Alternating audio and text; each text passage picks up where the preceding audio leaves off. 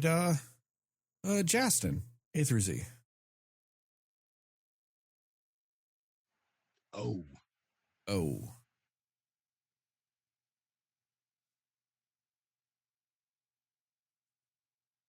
I don't know if I got anything for O. I know we just talked about shit. Did I forget something? Was that a pointed response, Jastin? No. Okay. It was the first letter that came to my head. Well, all right. I can make it work now. Oh, I've got something to tell you. I don't know. Yeah, I got something. Former Oscar winner, Kevin Spacey, this past weekend at the Cannes Film Festival, won a Lifetime Achievement Award because, it's 2025. Of course that's happening at this point. And he's like, yeah, it's real crazy that you guys have to, be brave for giving me this award, considering I've been found not guilty in every court I've been to. Because that's a fantastic measure right there. I get what he's saying. Yes, he was found not guilty in a civil case, or not liable, I should say, in a civil case in the United States, which is not the same as being found not guilty. So, hey, you're wrong. But also, he was found not guilty in a case in New England, or in London, I should say, or England. I don't know, whatever the fuck it was. Sure. So he was 2. I think he forgets, though, that he had 30. And let me repeat that just in case somebody didn't hear me in the back. 30. That's 30. People accuse him of this. And his initial response was, hey, guys, I didn't do it because I'm actually gay. Oh, okay. And he wants to now act like this is a win. And that they were brave for doing this, for actually just, righting the injustice that he has had. I don't know. I mean, this is Cannes, so it is a foreign film festival, and I'm not going to lie. When it comes to some of the shit that's especially of a European nature, they have a weird way of forgiving some of these things. I mean, let's just look at what's his name? Oh yeah, Roman Polanski, who let's just put it this way, is a convicted sex offender who has been living in France since he was on trial, and has continued making movies, and has even been honored by the French Movie Society and all these things, and blah blah blah. And yes, convicted. But maybe you're thinking, well, yeah, he was convicted, but he paid his price. That's also the problem. No, he hasn't. He also has not spent a day in jail, not because he was not given a jail sentence. No, because he's been in France the whole time. Cannes has also been showing his films from time to time whenever he does that. So I don't necessarily think people should view Cannes as necessarily a great litmus as to whether or not sex crimes are okay, because they are notoriously bad at judging that when it comes to a lot of those things. Now, I'm just curious to see if he actually makes any more movies now. Is this what's going to, quote unquote, right the wrong, as he so aptly put it? Because he has not had a major production in this hemisphere, or since he was convicted. All his films he's made have been outside the United States since then, and including the one that he had at Cannes. He's some crime thriller fuck face thing. I don't know, but I think it's real interesting that the producers of his film were there, trying to find distribution when he wins this award too. because it's not outside of, film stuff, also to be bribed, if you will. I mean, in the Academy Awards, they just, give people gifts. And sometimes people win the awards. So, I don't know. Not saying any of that happened either. But that was just a real interesting thing that happened this weekend. But yet, not surprising. Yeah, and I think what is really unfortunately ironic too is that they said they were giving him this award because of his contribution to art and film in the service of humanity. I just think that's just the most wild thing to say you're giving him an award for. But what are you going to do? I don't know. It's very odd to me. And and I know you're like, I didn't know anything he said in his speech, but I could be wrong, but didn't he own up to what he did to Anthony Rapp? I believe he was saying it was a misunderstanding because he was gay. Okay, yeah. But also so was Anthony Rapp. So I don't know what that has to do with anything. That's why I'm so confused by this. I'm so wildly confused by this.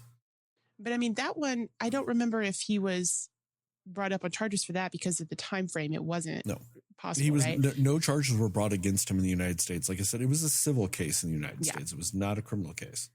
So I'm just like, cool, like weird flex to say, but whatever. Yeah, it's yeah, that's it's man, it's like, what do you say to that? Like, I mean, it's really hard to really express why the timing of this now, or why they decided to. And it does feel like something that probably was influenced by money somehow. Like he made a movie, he did something over there, and it's like it feels like there's more to the story than just we felt like he's a great person and we wanted to honor him. It just feels, and it's Cannes, which is one of the biggest circle jerks in Hollywood. A couple of years ago, Kevin Costner took his American Western epic Horizons there. 11-minute standing ovation. 11 minutes. Kim's debuts, theatrical release, 50% on Rotten Tomatoes. Everybody's like, it's okay, I guess. A lot of people are like, yeah, it's kind of racist and misogynist. Like all these things, 11-minute standing ovation at Cannes. And then, it actually comes out and everybody's like, I guess. So it's the weirdest thing when it comes to Cannes. Cannes is just this, like I said, it's such a microcosm of just them circle jerking each other nonstop. I mean, look at Amelia Perez. Same thing. All the praise it got there for that. And it's just, it's things like that. It really is just one of those things where I don't trust a damn thing that comes out of Cannes. No matter what accolades, whatever, until I see it, I don't trust a damn thing they say because they're absurd with it. And it's because the people there watching these movies are the people that also made the movie you're watching tomorrow. So they're giving you an 11-minute standing ovation so that maybe you give them an 8-minute standing ovation. It's that hey, I'm gonna clap for your movie, so you come clap for my movie, please. And they want to take how many minutes of standing ovation to turn that into a distribution deal. Hey guys, I got 10 minutes. That's at least a $20 million distribution deal, isn't it? It's that type of thing. It's absurd. But I mean, go ahead. No, I mean, it just made me think of stuff too. There's been some press out recently for this Madden biopic coming out where Nicolas Cage is playing famed NFL coach and commentator John Madden. And Christian Bale is playing what's his name? Former owner of the Raiders. He died. Oh my gosh. Al. Yes. Something? I can't think of the last name. Fuck. It's going to drive me nuts. It's going to make me mad that I'm... Look it up, Jastin. But anyway, and they're like, yeah, look at this shit. And I'm like, man, I'd actually kind of want to watch that. And then it's a David O. Russell film. And I'm like, oh, man. Why is it got to be a David O. Russell film? And for people that are going, Sterling, what do you got against David O. Russell? I don't know. David O. Russell sexually assaulted his trans niece because after they had transition surgery, he wanted to feel it to know if it was like a real woman. In his own words. That's what he told the police. Now, nothing ever came of that. But that's fucking gross. That's fucking gross. That's why I have issues with David Russell. Not even in getting into his verbally abusive behavior on almost every movie he's ever made. Very famously, in one of his movies, George Clooney threatened to fucking fight him. Three Kings, because of his behavior on set. Somebody else, what's her name? Lily Tomlin? Storied actress, Lily Tomlin, on the set of I Heart Huckabee, verbally berated her till she was in fucking tears. I mean, this woman's been in the industry for decades. Seasoned actress. And you're being so abusive in the 2000s that you were bringing her to tears. She was through shit in the 70s and 80s when it was the Wild West of fucking behavior. And you're bringing her to tears with how verbally abusive you were being. That is why I have all kinds of issues with David S. Russell. Or David, whatever the fuck that guy's name is. He doesn't deserve me getting his middle initial right. Anyway, what's his name, Jastin? Al Davis. Davis, fuck me. Yeah, I forgot to. I was getting in football mode and I said Al, and then the only name I could think of after that was Al Michaels. And I'm like, but I know that's not right. Yeah. I was like, Al Michaels worked with John Madden, but I know that's not right.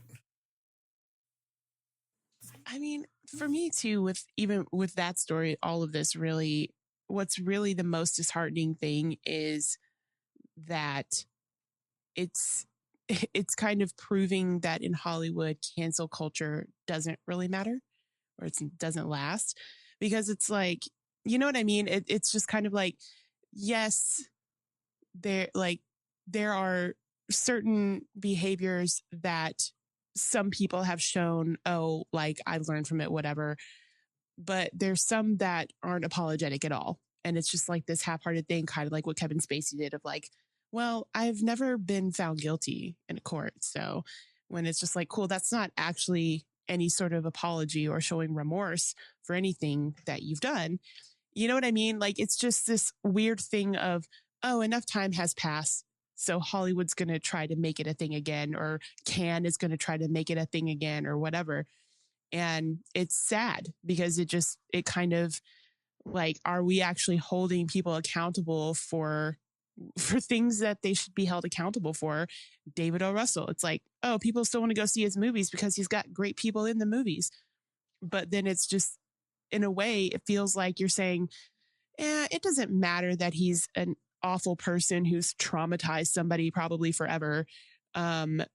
He makes good movies. Like, it's just a weird way that the Hollywood filmmaking culture is. And it's sad because, like, you would like to think it was like the whole Me Too movement, right? It was just like, okay, there's something being done about some of this now. That's so great. Like, we're making headway. We're doing something. Just for it to not matter what, like 5 years later, 6 years later, however long ago it was, maybe 8. But yeah, it's unfortunate, you know, but then it's like, and obviously not to go too much into it, but like with the whole Will Smith thing, it's like, He's being reprimanded and he's being kicked out from ever being in the academy again forever for the rest of his career, isn't it? No, I thought it was 10 years. Oh, you're right. I'm sorry. It is 10 years. You got sorry, 10-year I was ban. being dramatic. But yeah, it's just like you're kicking him out for 10 years for something that, like, sure, it was not a good thing that he did, but he actually kind of immediately realized what he did. Like, it wasn't even like a common behavior. You know what I mean? Like, it was just like, and I'm not saying that, like, oh, he shouldn't be held accountable for what he did. I'm just saying, like, it's interesting the thing that they care more about than the other things sometimes. You know, and I'm going to throw this out here. I've got no evidence of it, but this is just a pure vibes thing. I think one big difference between Kevin Spacey and David O. Russell and even Woody Allen to a degree, Louis C.K. with his little comeback, he's been doing all this other stuff, and Will Smith is some of those people, it was crimes against women. And whether or not that's taken seriously. And then also, also vibes, they're all white.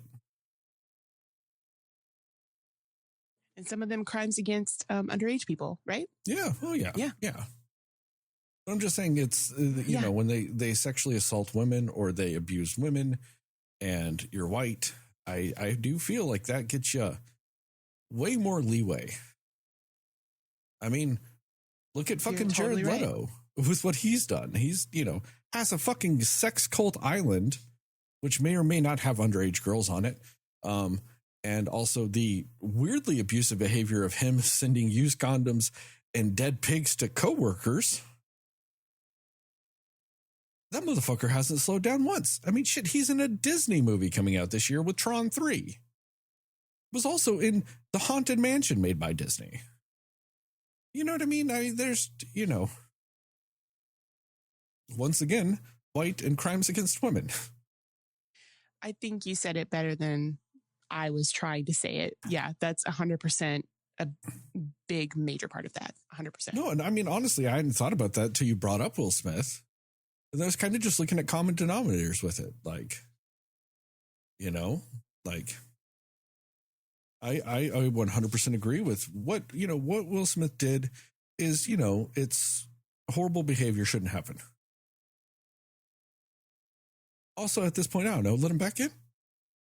Like, okay, let him back in. Like, that's just kind of how I feel at this point. Like, if you're doing all this other shit. If there's anybody who you feel like actually did self-reflection after that out of those men, it's him. But also, and it just reminded me too of the whole thing with like the Super Bowl fiasco where Janet Jackson got banned from ever coming back, but Justin Timberlake got to go back and do an entire show solo, like not that many years later. So you're right. It's crazy. It's wild. Like, we're in 2025 at this point. Like, what are we still doing? Like,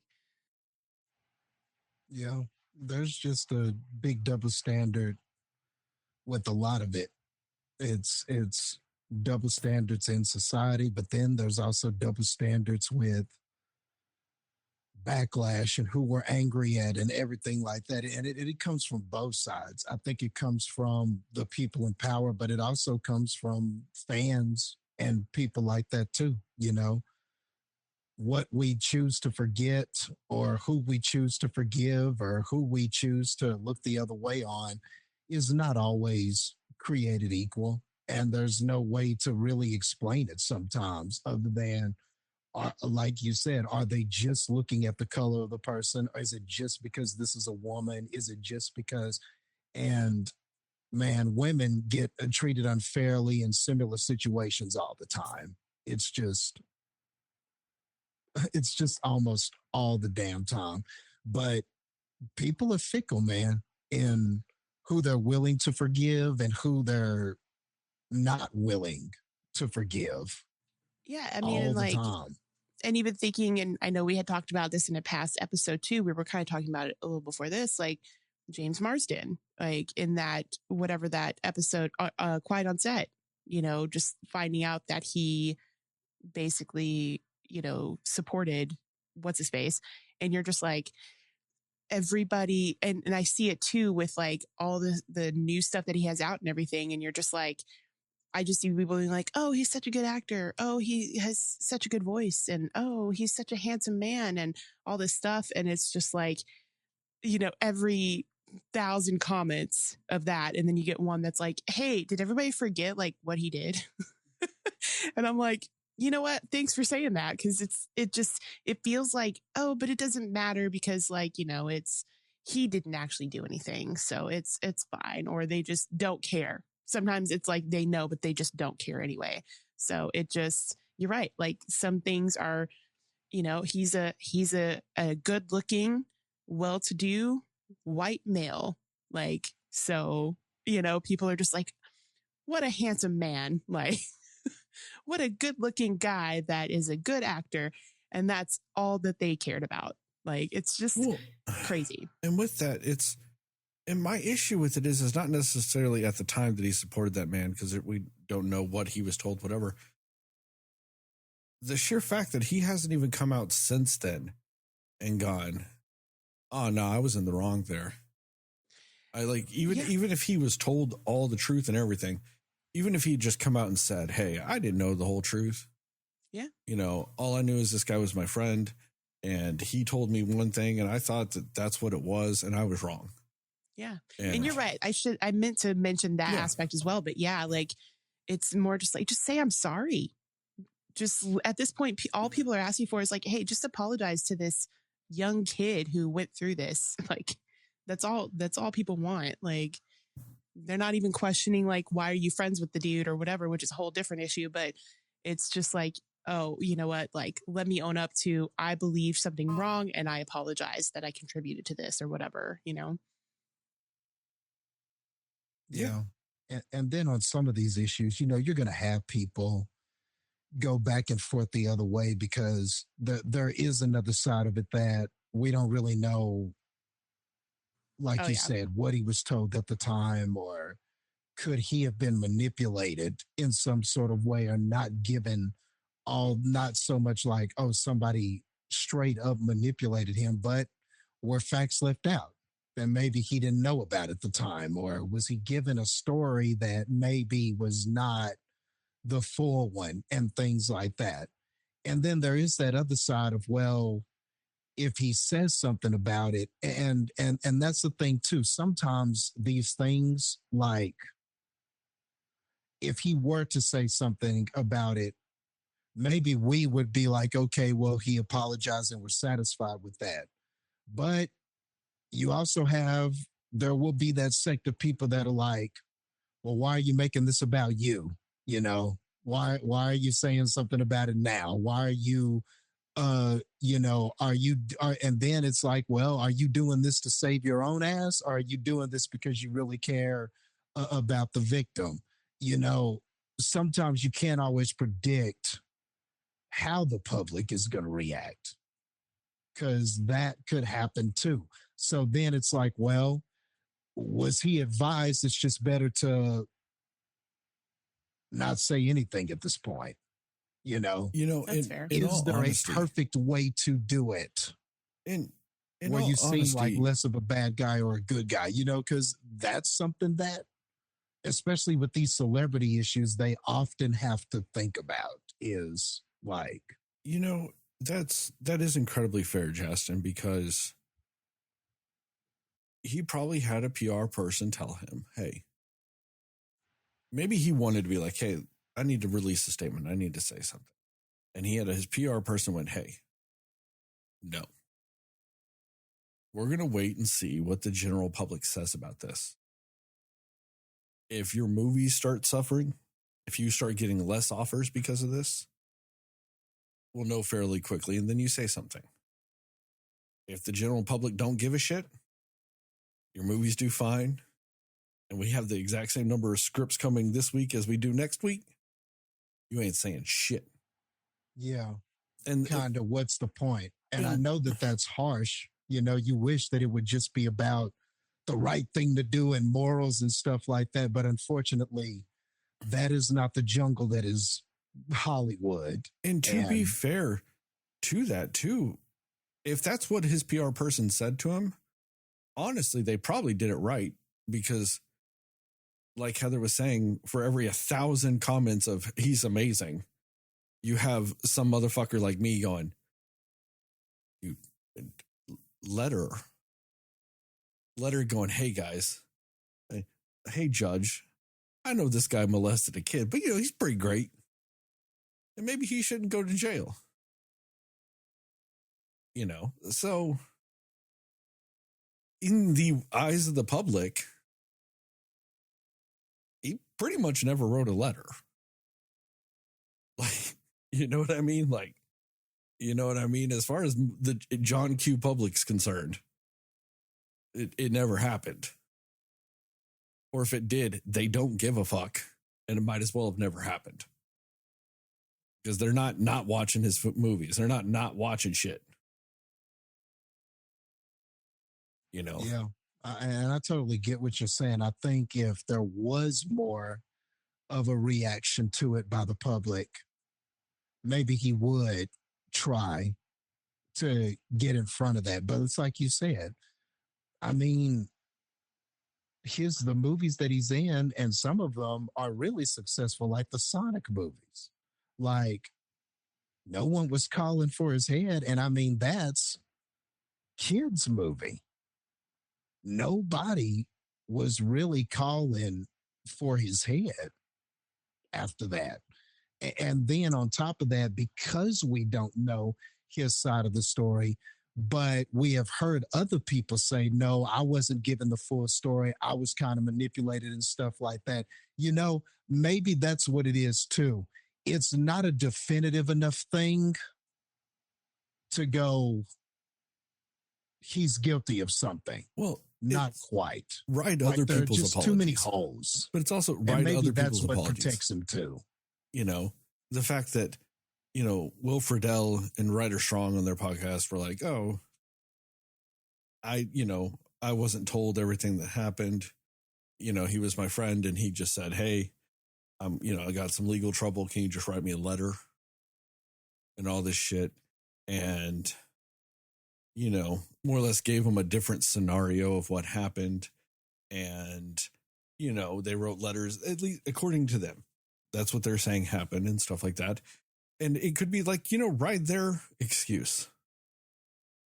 If other people have publicly come out and said, oh, no, I was manipulated and lied to about it, that's why I wrote the letter. Just let it by proxy apply to you. Let people go, oh, well, it probably happened to James Marsden too. Yeah. I'm of the kind of, I would like to hear him at least say that. That's my issue. But also, I will admit, apparently I'm in the minority of people that watch movies and give a fuck about that. And when it comes to your career and your success and all this other shit, me being in the minority does not affect you. Yeah. It's got to be in that, and that's the harsh truth of it too. If it's not in that majority shit, nobody cares. They're probably not going to care or take any actions or anything like that. Normally, you see them react when it is in that majority shit. Like, and not to get political with it, but it really does apply. Look at essentially our president. I was just thinking that. Like, he is a convicted felon, convicted of 34 felony counts. People can call him a felon all they want. They can say whatever they want, all this other shit. They can talk about how it matters. They can talk about how it doesn't matter, whatever. Ultimately, more people did not care about that than did. And he is president. So.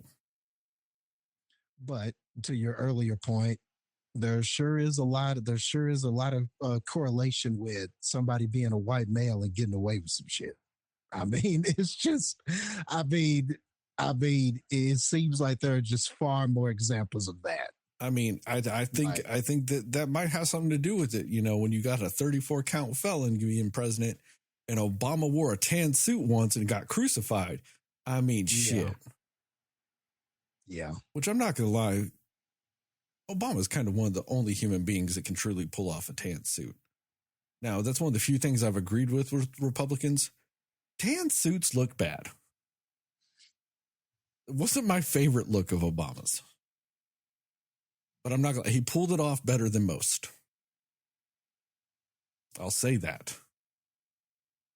And people, again, criticizing Michelle for not having her arms covered or something. Yeah, you're just like having the because she looks good, you're upset. Having the audacity to look like a beautiful woman. How dare she? I know. It's so crazy. Being the first lady since Jackie O that, you know, looked good and having the audacity to be like, you know what? My arms can show. Because my arms look good. How dare she? I don't know. There's some correlation there. But yeah, I mean, it gets rough. It really does when it comes to a lot of this stuff. Because, like, I'm not gonna lie, there are times I do feel like honestly, like I'm screaming into a void sometimes with some of these things that bother me with these people.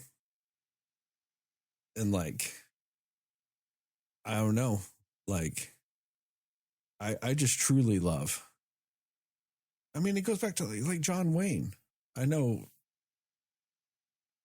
Favorite topic of the podcast, John Wayne. I mean, this motherfucker at the Oscars was threatening to beat a woman in front of other people. He's one of the greats.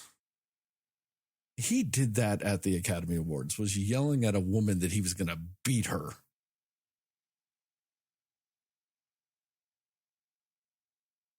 And just no one wants to bring that up. Like, and the sad thing is like, I don't know. I'm not gonna lie. I feel like he would have if he could have. He had a history of doing said thing, which also they don't want to care about. Like, my favorite bit of trivia of John Wayne, he sex trafficked an underage Mexican girl. And Hollywood helped him do it. Every time they want to bring up the liberal elites of Hollywood, I was like, they helped him sex traffic John Wayne, conservative legend John Wayne.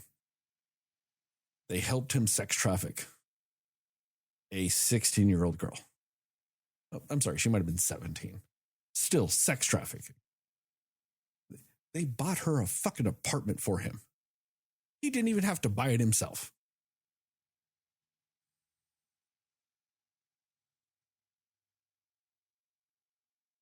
And yes, he also... That's your boy, not my boy.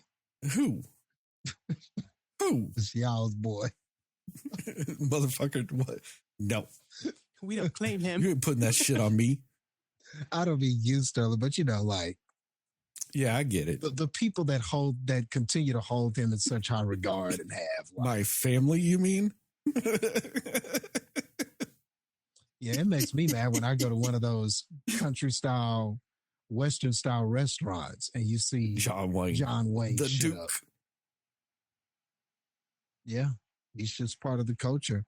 One time, I think I was at a wrestling locker room and somebody who I call a friend had something that said, like, God bless John Wayne, or something like that. And I went, what? And I meant to ask him about, does he know about, like, do you really know about John Wayne? And it was a young kid, you know, I imagine probably grew up in a household where John Wayne was idolized. And I meant to have a conversation with him and I forgot about it. And I haven't seen him since. That was like sometime last year or something. Man. And I just forgot to talk to him about that. But yeah, he had like a little God bless John Wayne sticker on his case or whatever. Maybe. And I was just surprised he had that. I haven't seen a God bless John Wayne anything. Maybe, you know? Maybe his cousin was named John Wayne. I hope so. Or his dog. Maybe he had a dog, like a family pet. Like he didn't name him. Like his dad named him, but it was like his dog that he had for like 15 years named John Wayne. Maybe that's the case. I hope so. Maybe he was being pranked or something. But yeah, it's hard when you have to like, I remember when I had to break the news to one of my friends about the horrors of certain people in certain boy bands and how terrible they are. Oh my God. It's rough. It's rough when you have to come to that realization.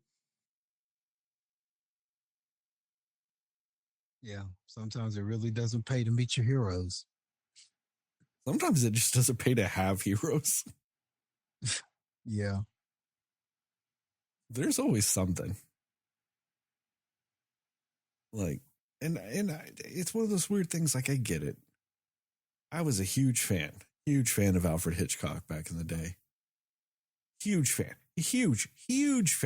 of Woody Allen back in the day. Don't watch that shit no more.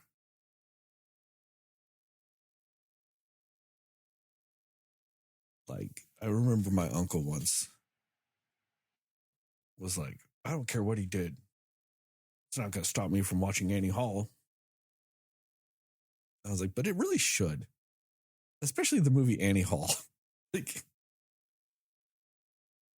because even back then, it was the old man and the young woman. Like, he was, like, I don't know. Just if you watch any of Woody Allen's movies, especially the ones he's in, every one of them feels like a confession. Yeah. Because it's just him and a young woman. It ain't always. Every time. Oh. Yeah. You can just tell what kind of man he was, dude. Like, I'm like, man, just exhibit A, his filmography. I rest my case. Like, you don't got to do nothing else. Except maybe exhibit B, married his adoptive daughter. Ugh. Did he die yet? I don't think so. Nope.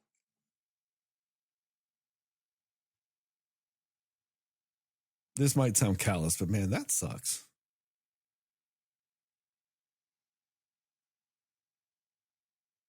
Anyway, on to another topic real quick. Unfortunately, legendary character actor George Wendt passed away. That sucks. Probably the single best thing about Cheers to me.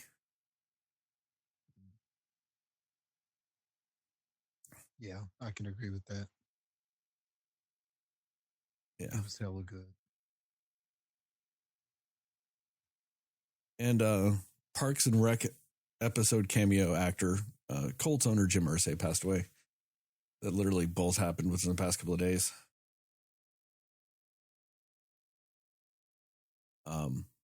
And final little quick update. So the movie Sinners, who, if you remember, opened up box office wise at a paltry 45 million. If you listen to, what was it, Variety, or is it Hollywood Reporter? Who was it? Variety. And they had just such a long way to go to recoup their budget. I mean, I'm looking at the most recent numbers, guys. I don't know. I feel bad. They've only reached 322 million. How will they ever financially recover from being so successful? It's absurd. And also, Ryan Coogler's just making so much money off that first box office. It's insane. Yeah. The deal that would end Hollywood as we know it. It seems like it's doing good for everybody. Ryan Coogler's making money. Warner Brothers making money. Like, everybody's just making money and happy. But it's the worst deal in Hollywood. Oh, no.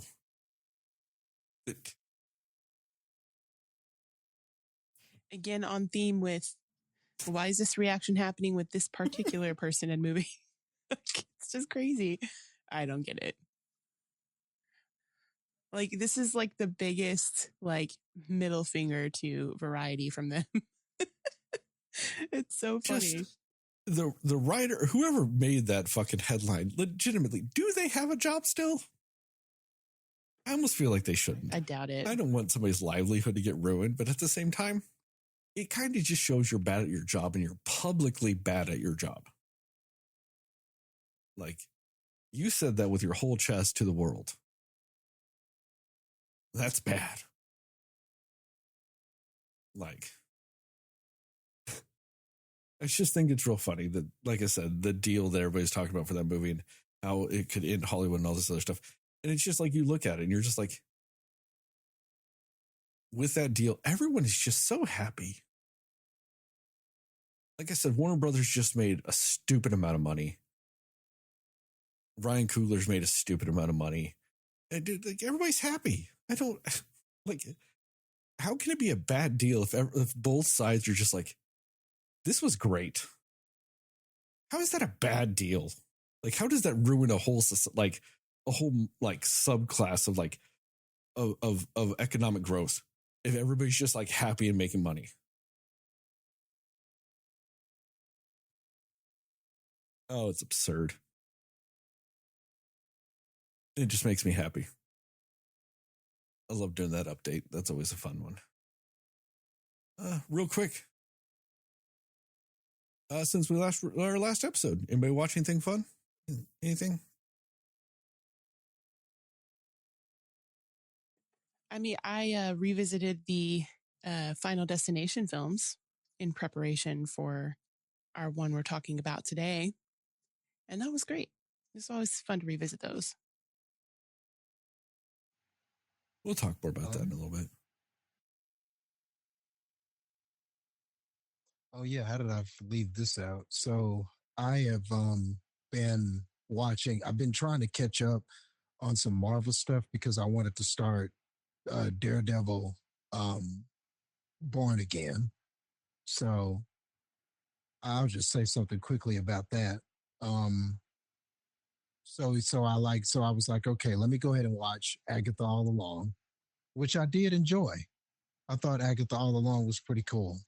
I really like what they did in the ending with it. So that was fun. You know, I know it's been everyone's who's wanted to see it has already seen it, but you know, if we were reviewing it, I would definitely recommend that.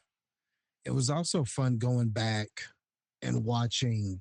I didn't watch all of the Defenders people, but I did watch the first 3 seasons of Daredevil again, and I feel differently about them. I think I used to say that the second season was my best with the Punisher and all of that stuff because that was just awesome.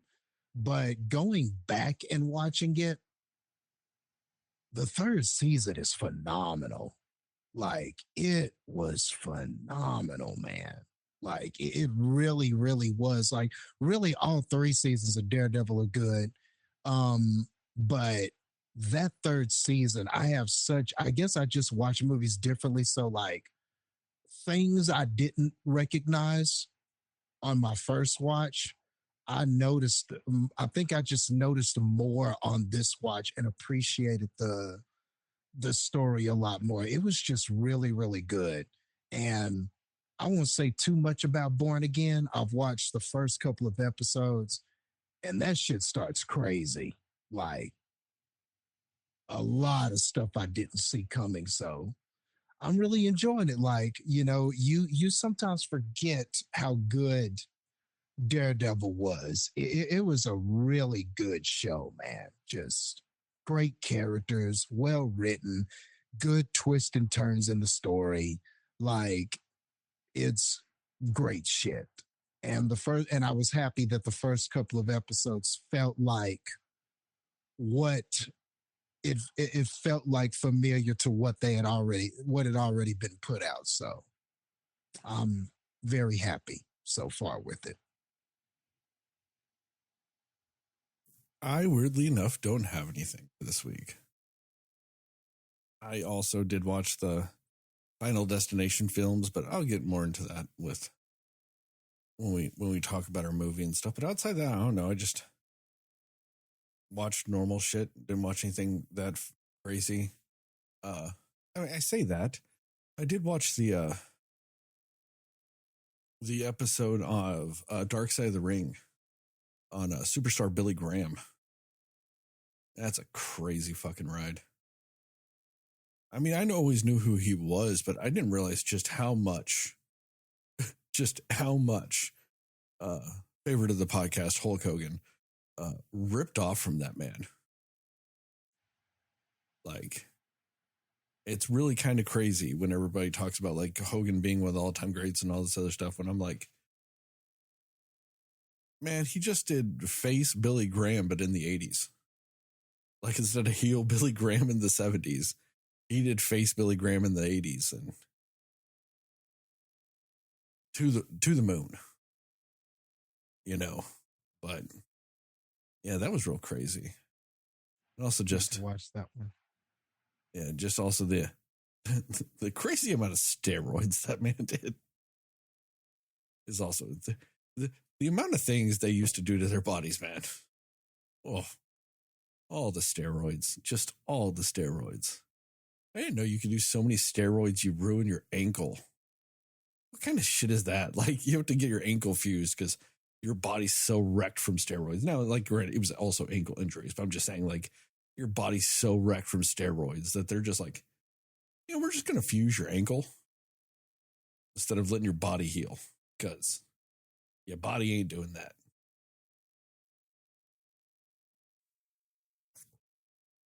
Crazy. I've been really appreciating this most current season of Dark Side of the Ring because it's getting into a lot of wrestlers I don't know and stuff like that. And that's really kind of interesting. You know, getting into some of the, I mean, they had some episodes of shit, you know, Hell in a Cell, Big Bad Vader. Well, that was a tough one too. Yeah, that Vader one was rough. It's a tough one. But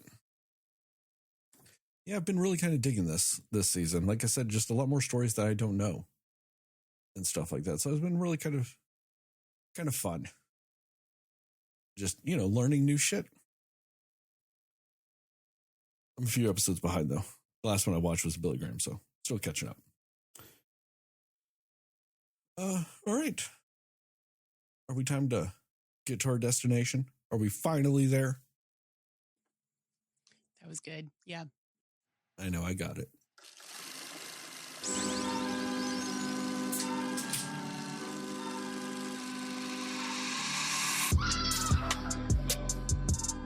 Somebody will listen to me. Nobody knows anything but you. All right. Are you ready? Yes. Come on. Cinema Slayers. Hey, Cine fans, and welcome back to another episode of the Cinema Slayers podcast. I'm Sterling, and as always, I'm joined by Heather and Jastin. And tonight we're going to talk about what we liked, didn't like, and everything in between with the newest of a very storied franchise, the Final Destination Bloodlines. We will go spoiler-free recommendations and scores, and then into a more spoiler-centric section with time to the description to allow you to jump around in both audio and video formats. And with all that, who is our resident Final Destination expert? Jastin, before this, have you seen them all? No? No, I haven't. Okay. Heather, you mentioned you'd seen them all. Yes. But before your catch-up, had you seen them all? Yes. Okay.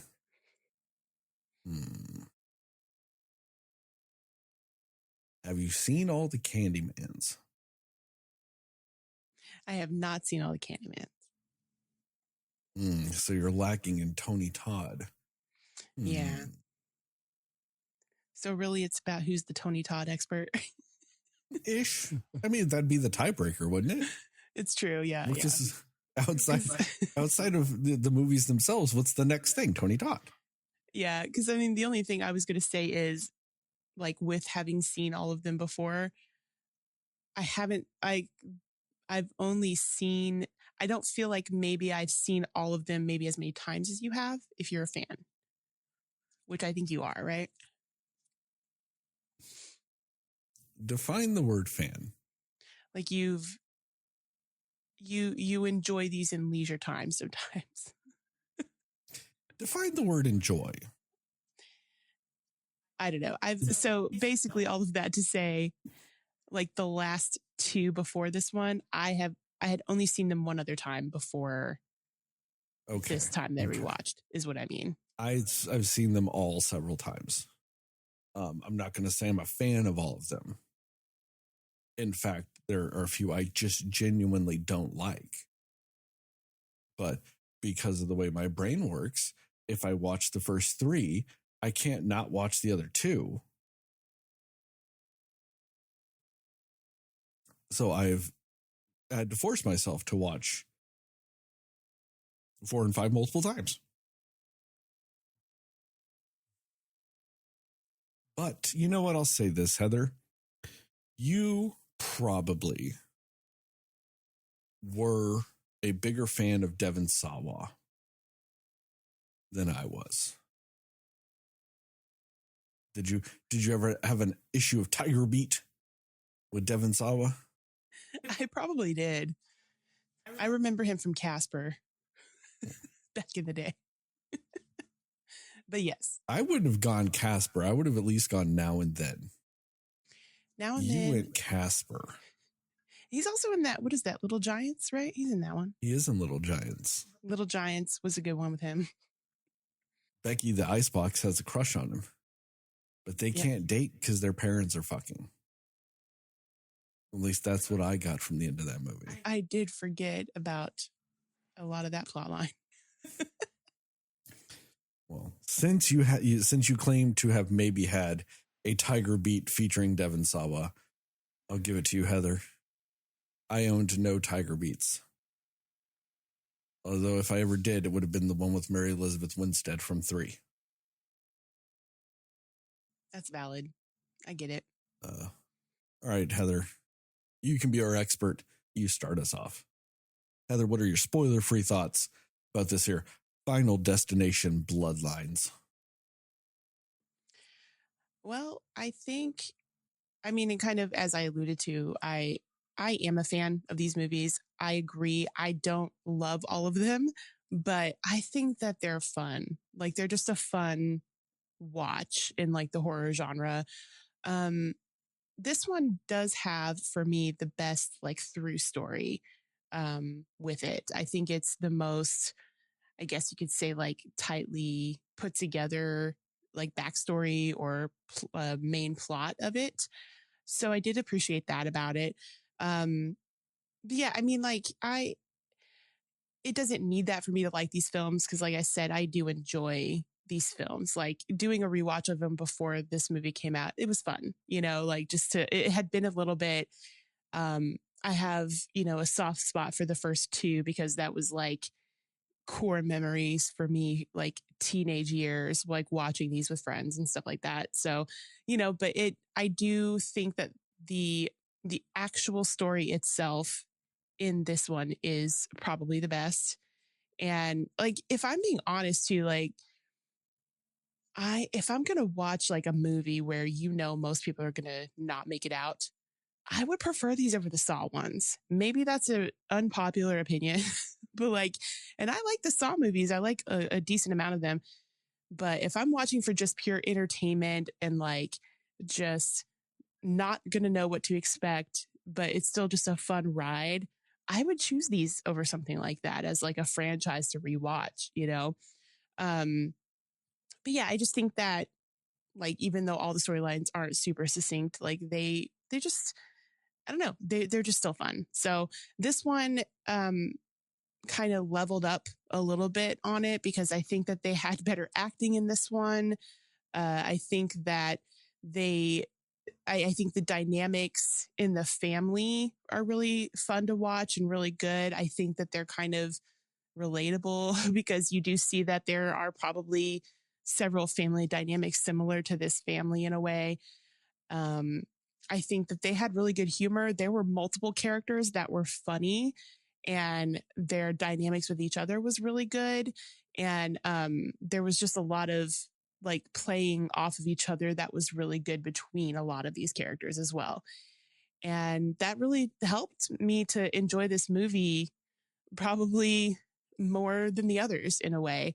And I think that it like I will say that the trailer didn't necessarily actually give away too much of actual deaths that happen, which I was happy with. I appreciated that.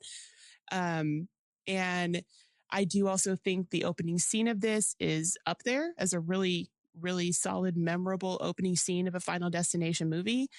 I really liked how they shot it and everything about it like that. I think that the deaths were really like fun and brutal. So they kept that in there true to the franchise of movies. So yeah, I think this was a fun time. I had a good time watching this. I was invested.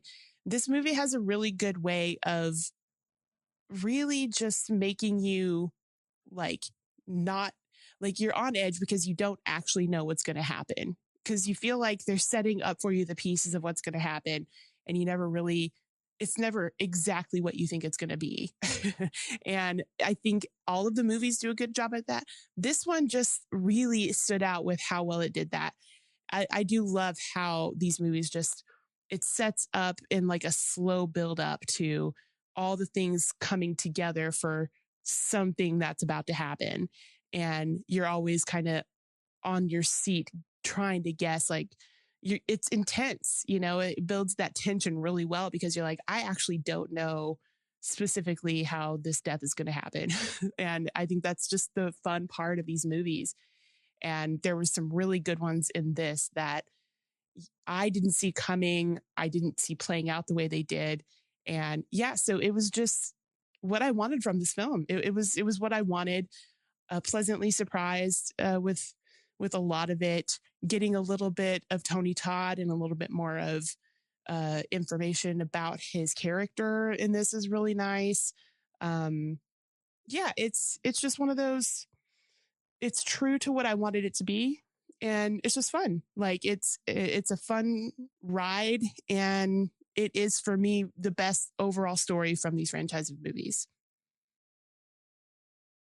Jastin, what about you? Cool. So, I would probably just say that when it comes to, I guess, the Final Destination series, this has never really been a series of movies that I've connected with or had like a fandom for or anything like that.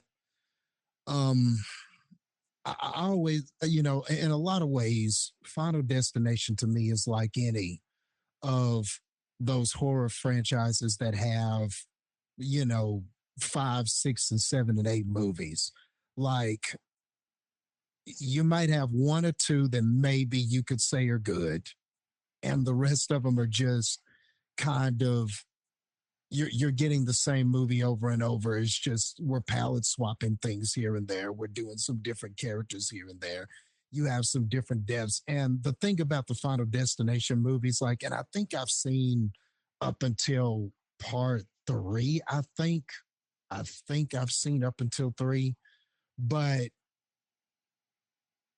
but to me, the thing that I seem to take from Final Destination is the gimmick. It's one of those franchises that the gimmick is cool, and that's why people keep showing up. You know, the killer is death, and because literally it can be anything. Filmmakers and people like that can have fun with the concept. You know, there's not a person that you were trying to kill. It's not a killer like Jason is a killer, or like Freddy or anything like that. Since the killer is just death itself and it's any way that you can die, they can play with the concept. And what keeps people coming back is the deaths.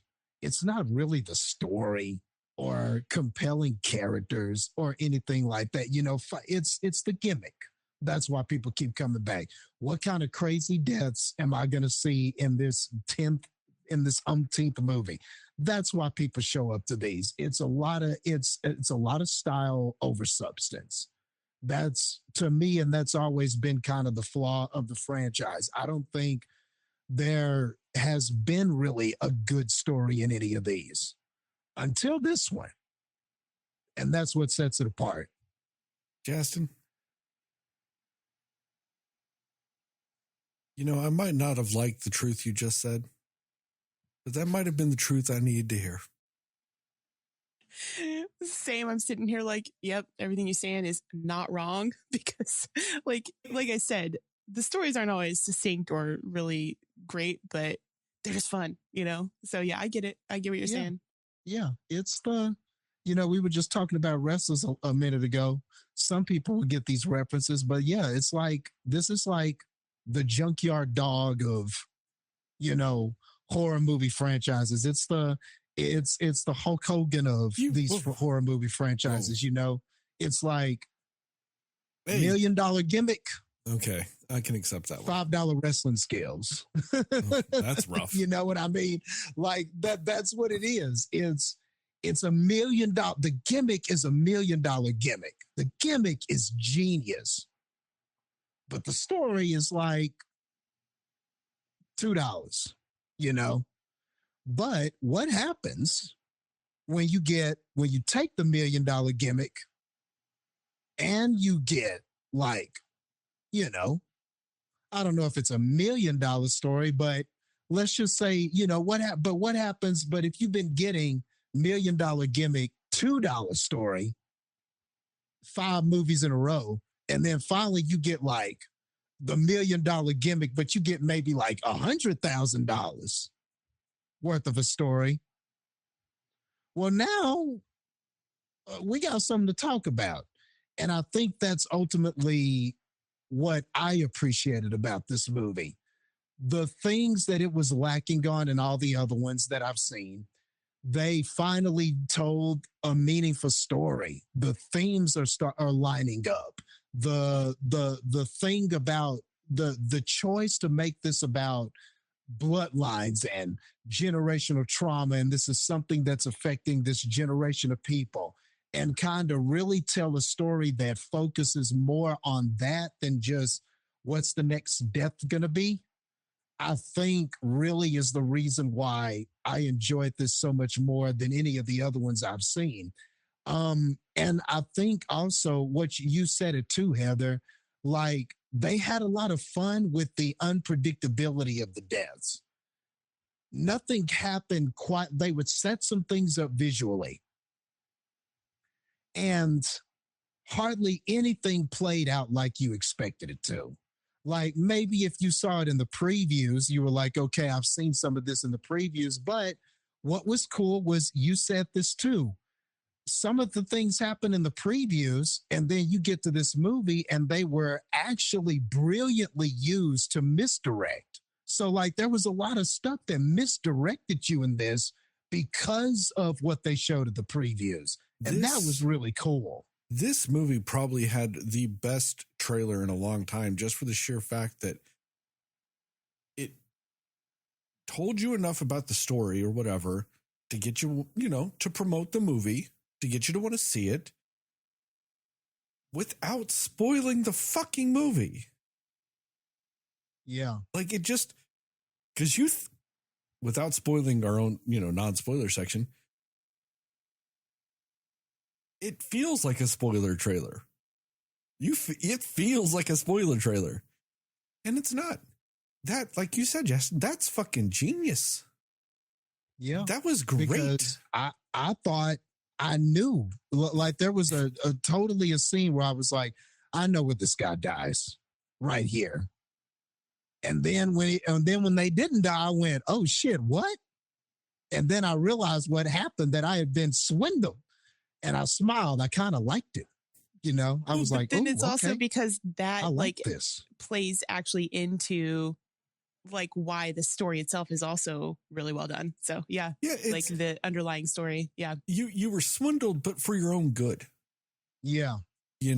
It's like if your friend lies to you to get you to go to a location for your surprise party type of thing. Exactly. Like, that's what it was. It was the good kind of lying, like that. Yeah. That's what it was. Killing these analogies today, guys. It was so in that way. That's what it was. It was a pleasant surprise. I thought I was going in and I was going to see a lot of the same shit I'm used to seeing, and even though structurally, yes, there's a lot of the same shit. Person sees vision. Shit happens because of a vision that was seen earlier, and then a bunch of shit starts going awry and happening as a result of that. But they moved some things around here. They played around with even the initial vision concept, that who sees it, how other people react to it, etc. They play with it a little bit, and it wasn't like, oh, we're just doing it different because this is the sixth movie, so let's just move this shit over here and call it a day. It was, no, we're going to play with this because it's all going to link together and make sense for the story we're telling. And at the end, you're going to appreciate these movements that we made. And I did. Somebody finally is thinking about this a little more and not just going, well, the gimmick is going to make the money, so who gives a fuck about thinking about it?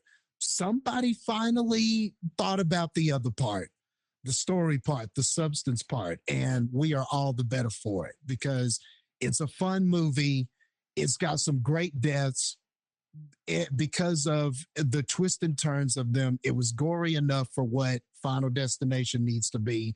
And there are some good acting performances, and there are a few actors I do think that steal it or have more meaningful scenes than other ones. But overall, I liked what they did with this. So if this is the kind of Final Destination movies that I'm going to have going forward, then cool. It's a damn shame it took 5 to get to this level of quality.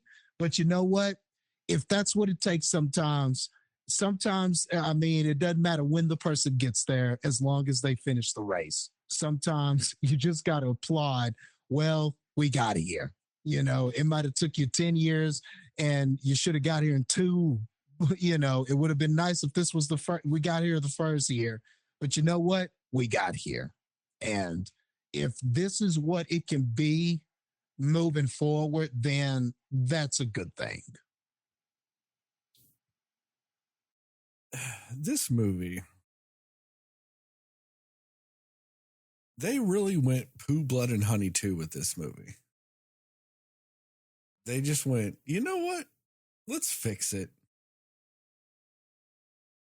Yeah, because it's kind of like you said, like they had a gimmick. It's a fun gimmick, poo murdering people dying. Like it works. But like you said, Jastin, it's just what happens when you take it almost a little bit more seriously. It's not even seriously like it's a serious movie. It's not. It's a Final fucking Destination movie. It's not a serious movie. But like you just take the job seriously. Just take the whole idea of making a movie seriously. Going, hey, it's, years after the last one was made. Let's, do it, but like, let's do it right. Like, let's sit down and think about it. There you go. Just put some thought. That's all I'm saying. Yeah, let's just think about it a little bit. I mean, because you are right, Jastin. The Final Destination movies are. I watch them because of the sheer. It's the death scenes. It's the Rube Goldberg contraption of death. It's it's that. It's everybody's got their favorites. I mean, and I'm not gonna lie. Anytime I see a logging truck, I mean, how do you not think about it? And the thing that sucks about that or movie an eye exam is people say, there are certain things, I will admit it made an impact. It did. And see, in the Final Destination, so you've seen 4 then. If you're talking about eye exams, you've seen 4. Okay, maybe I have seen more than I thought. Yeah, 4 is the eye exam. Okay. With the LASIK. I've seen, I've seen before then. But yeah, and the funny thing is about that one, they're like, there's always the memes of the truck with the logs on it. It's like a millennial's worst nightmare and stuff like that. But if you really watch Final Destination 2, it sucks. It's bad. But weirdly has, up until now, one of the most iconic openings because of that log truck. Like, that's seeped into the subconscious of an entire generation. Movies bad, people. Bad. What's her name, Heather? I know you know it. It's JJ off of Criminal Minds. AJ Cook. Yeah, the main girl, AJ Cook. That is single-handedly one of the worst acting performances I've seen in my fucking life. It's rough. And she's your fucking main character. It's bad. Iconic log truck, though. Iconic. You know, and so it's funny like that. I mean, these movies, that's all it is. I watched them to hear Tony Todd's voice and weird death contraptions. That's the only reason to ever watch any of these movies. And Mary Elizabeth Winstead in the third one. This one, on the other hand, like you both have said, is those things. You know, Rube Goldbergian death sequences, Tony Todd, all of those things. But then they went, hey, what if we wrote a story to fill in the gaps between deaths? You know, let's just, we'll add 20 minutes to the runtime, but it'll be a good 20 minutes. You won't even notice. It's crazy.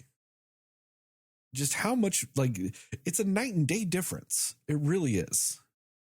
Like, how are you the sixth movie in a franchise and you were hands down instantly the best? Kind of like that 10th Saw movie, but yeah. Yeah, it's just like out of nowhere. They went, you know what? Let's do the best parts of the franchise, but then just, you know, flesh out the rest of it. Like you said, the was a Jigsaw movie or whatever, the fucking Saw 10 or whatever the fuck they called it. Yeah, Saw X or whatever. Yeah. Yeah. It's like, I know we killed Tobin Bell off in the third movie and we've found ways to interject him and all the rest, but let's just say fuck it and do a prequel just to have all him. And then, you know, we'll put story around it. And you went, great. It's crazy how just putting a story around the parts that people like makes it better. You know, like Little Smokies are fine on their own, but you wrap them in a croissant, you make it a pig in a blanket, it's fucking delicious. That's all they did. They just added the croissant. It's not even a real croissant. I'm sorry, it's a crescent roll. It's not even a croissant. They added the crescent roll to the Little Smoky. Made this fucking thing a pig in a blanket. Just changed it. Great. Also, why do they make so many Little Smokies? You only eat them in pigs in a blanket or when people put them in a crock pot with barbecue sauce. Yet there's always a billion Little Smokies everywhere. What are people actually doing with Little Smokies outside of that? Anyway, sorry. Side note.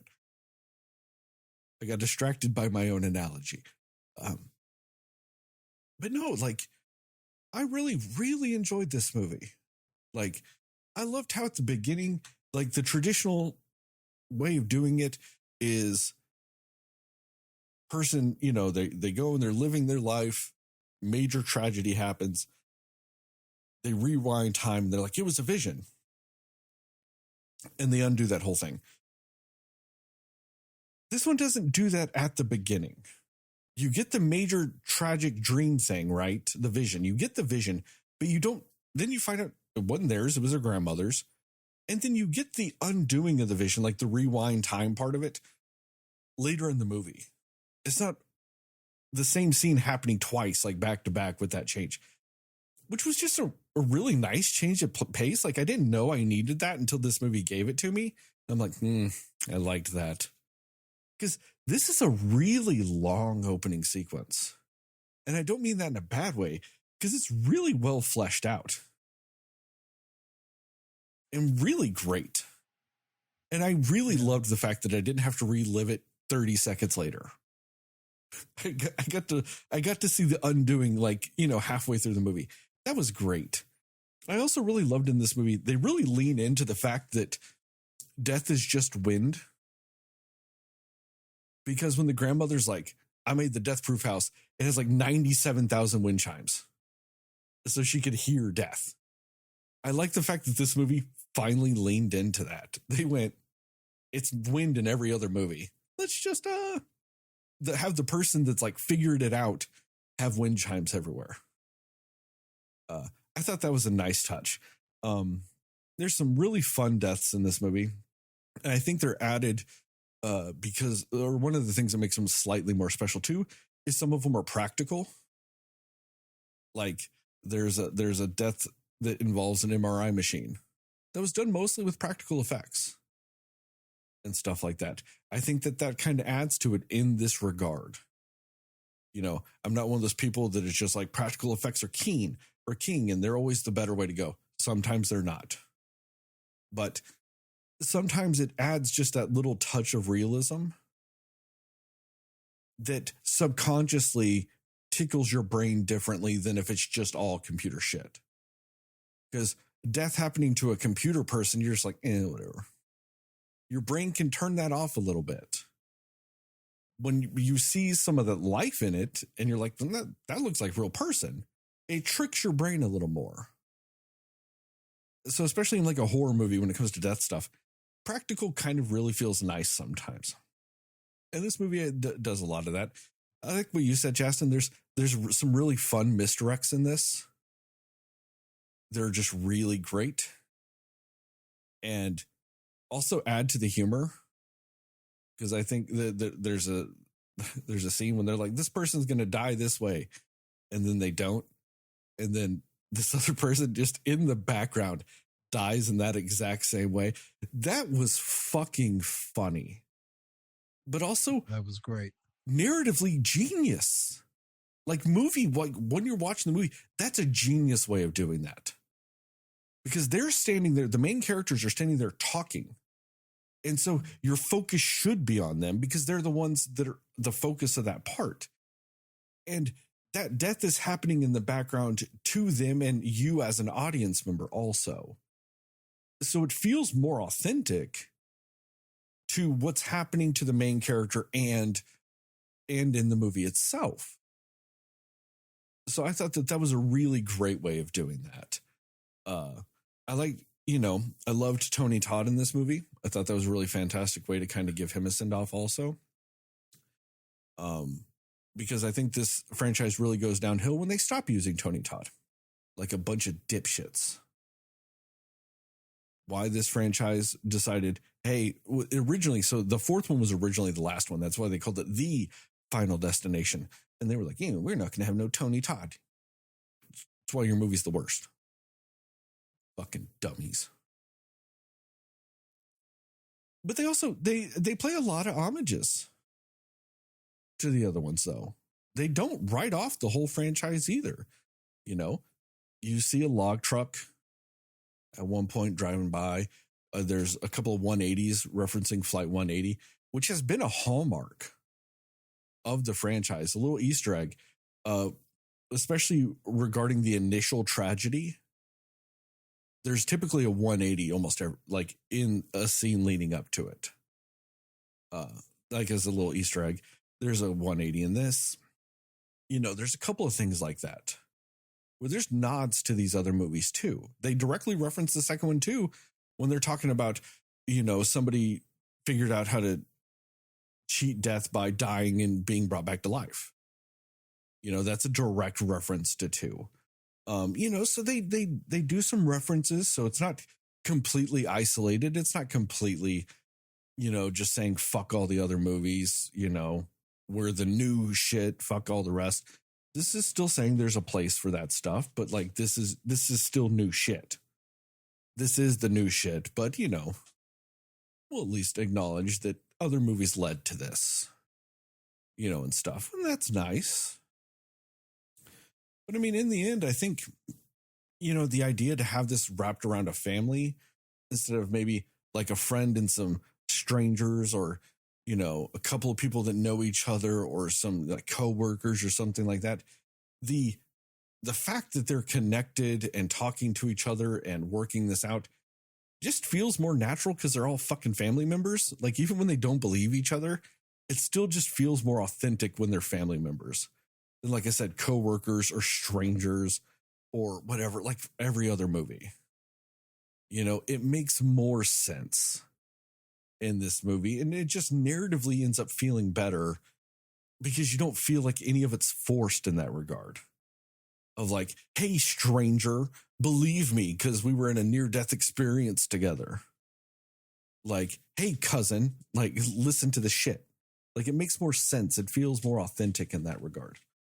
And yeah, there's just some really great performances in this too. I think, weirdly enough, this you're 6 movies in and you've got the best acting of the series. Like, also very weird. Like, that they were just like, you know what? We're also going to care about acting. We just need to get people that know what that word means. Because I'm not going to say that, you know, everybody in these movies, in this movie was like grade A acting, but pretty much everybody was at least acting. At least acting. I'll say that. You know what I mean? Like, and I sadly cannot say that about the 5 other movies, that they all had people acting. Because there are a few that definitely don't. Definitely don't. No, but overall, I mean, this movie had a lot of hype with it. When people are like coming out being like, yeah, it's actually the best Final Destination. And then I watched it and I'm like, yeah, it's the best Final Destination movie. Which, like I said, is so weird saying it on the 6th one. You would think that something might hit, you know, before that or whatever, but like, nope, this hands down. You just watch it and you're like, yep, this is it. And as much as I do love Final Destination 3 and Mary Elizabeth Winstead in it, it is not close. This is that much better. Recommendations and scores? Yep. Recommendations and score. Jastin, what you got? Yeah, this is an easy one to recommend. It's a fun horror movie.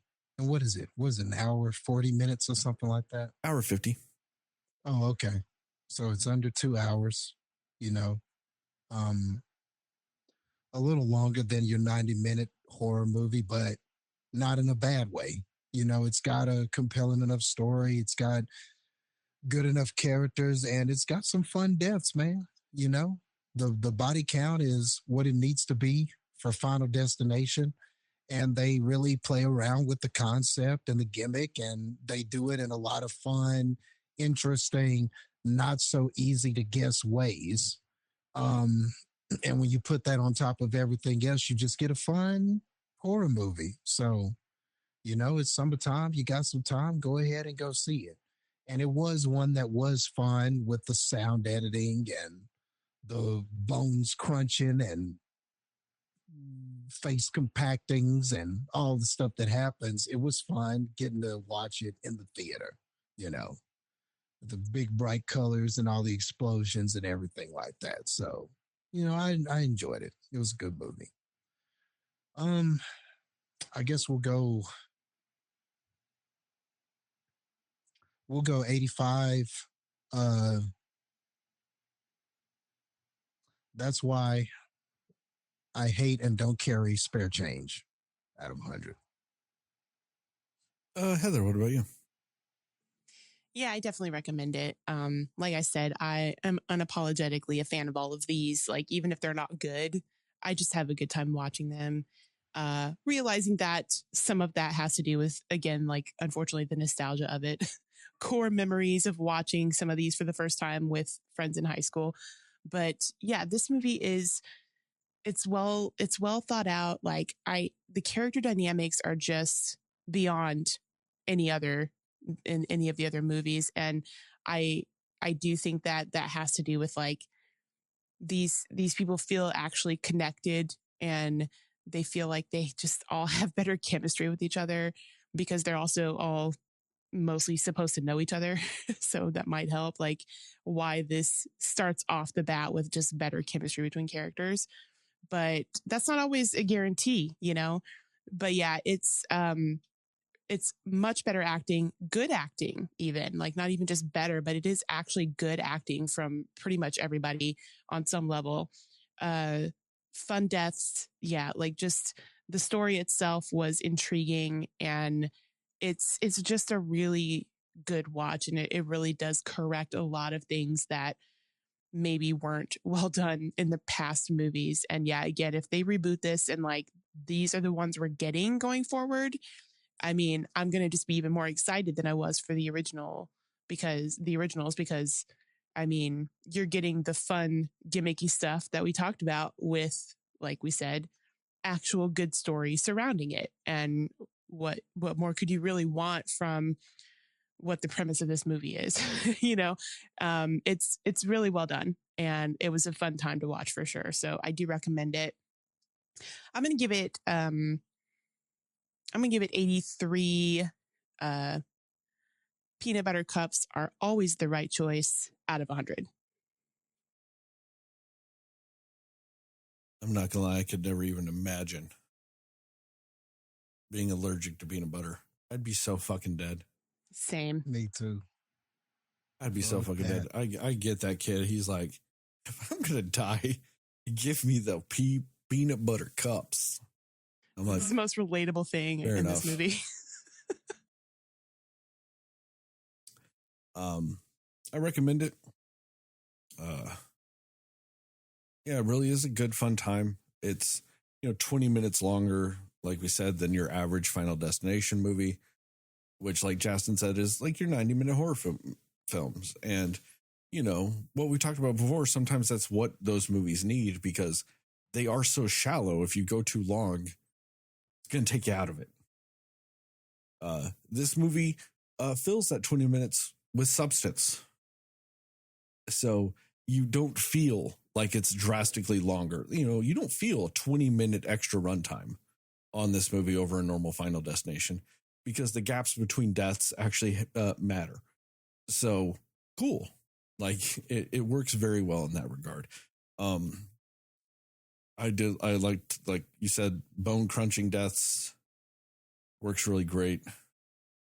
And yeah, overall, it's worth seeing in the theater. I'll split the difference from you guys. 84.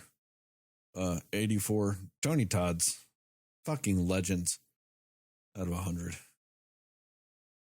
That also puts the CineScore directly at 84. Makes math easy when we're all within 1 point of each other, essentially. Spoilers? Yep. Spoilers.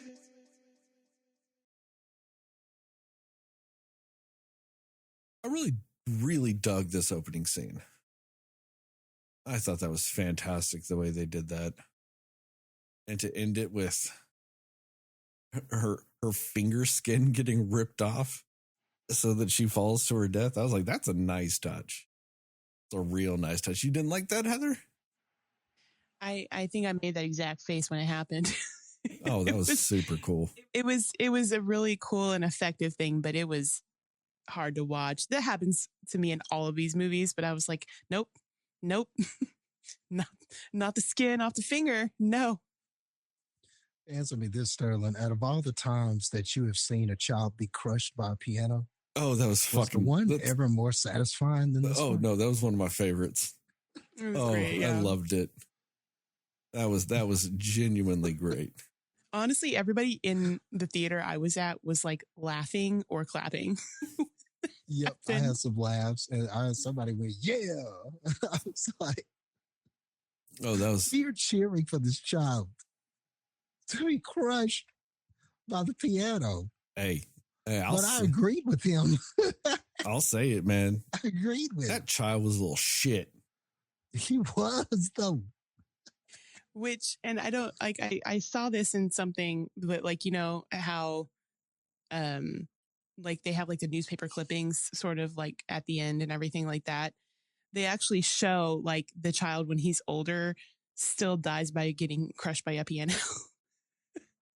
Oh, I'm sad I missed that. I missed would've it too, laughed. but I'm glad somebody was talking about it online, and I was like, that's amazing. Oh, no. That tracks. Think about the grandmother. She technically dies from getting rebar through her head, and then she dies from a pole going through her head. That's true. Man. Yep. So things that I missed. You're right. Yeah. Yeah. That's true. I wouldn't have put those two together until you said that. Then I was like, no, that lady dies the same way. Mm-hmm. But no, just genuinely dug the way they did that. That was really great. I loved it. That whole scene with that stuff. Because it taps into that primal fear too. Super tall building, glass floor. Like, oh, that's super great when they do stuff like that. Because what was it in the fourth one? You know what I'm never scared of? Dying at a NASCAR event. Because that's really easy to avoid. Because I just don't go to NASCAR events. I'm like, okay, done. Not scared of that anymore. The fifth one where they're just like on a bridge and it collapses because they're on I'm like, I don't know. I've seen that just too many times, I guess. Bridges collapsing in a movie. I've seen it too many times. I'm like, I'm kind of dull to that. They're not as effective, yeah. Yeah, the third one when they're like, oh, roller coaster. Like, I guess that's a thing, but whatever. I'm not really scared of a plane blowing up. I mean, the second one does a good job because it created the fear of getting impaled by a log on the highway. Like, that wasn't a fear most people had until that movie. So I guess it gets brownie points for that. But like, this one taps into something like that. Because there's lots of things in Chicago that have that. Where they're like, hey, you want to go into one of the tallest buildings in the United States and just look through glass straight down? You want to do that? Like, it's that type of thing. Like, the way I've never been more thankful that I hate heights and wouldn't do it anyway. I mean, there's a building in Chicago. It's a super tall building. You get to lay in this fucking thing and it lays you down over the edge of the building on glass. Like, you're hanging over the edge of the building in a glass contraption to, peer over the edge and shit. It's called the tilt. Jastin, don't ask to do that when you come, okay? Thanks. But, so that's like a more realistic thing to tap into. And that worked really well. I thought that was really great. To talk about what we talked about earlier, though, with the fake out death of the brother at the tattoo shop. Like, you watch the trailer, you're like, okay, that's how he dies. And then when you're watching the movie, you're like, all right, that's how he dies. And then you just see him walking home. That was great. And you're like, what? He's like, yeah, man, I got a wicked burn. And then they're walking down the street and she's just like, oh, be careful of the limb cutter and the leaf blower and all those things. Like, watch out for all that. And he's like, how could any of that kill me? And he's like, well, that could hit that and that could hit that and that could blow the dust up into this and that can cause that. And then you end up, this. And they're like, okay, whatever. And then they're all sitting there fighting. And that cousin's just like, man, fuck you guys. I'm going to go on a run. And she's running. And that exact sequence that girl says just happens. That was so fucking funny. Just so fucking funny. Like, and I get it. It shouldn't be funny because somebody's dying, but it was. It was fucking funny. Just the way in the background, every single thing that woman said just happens. Oh, that was fucking great.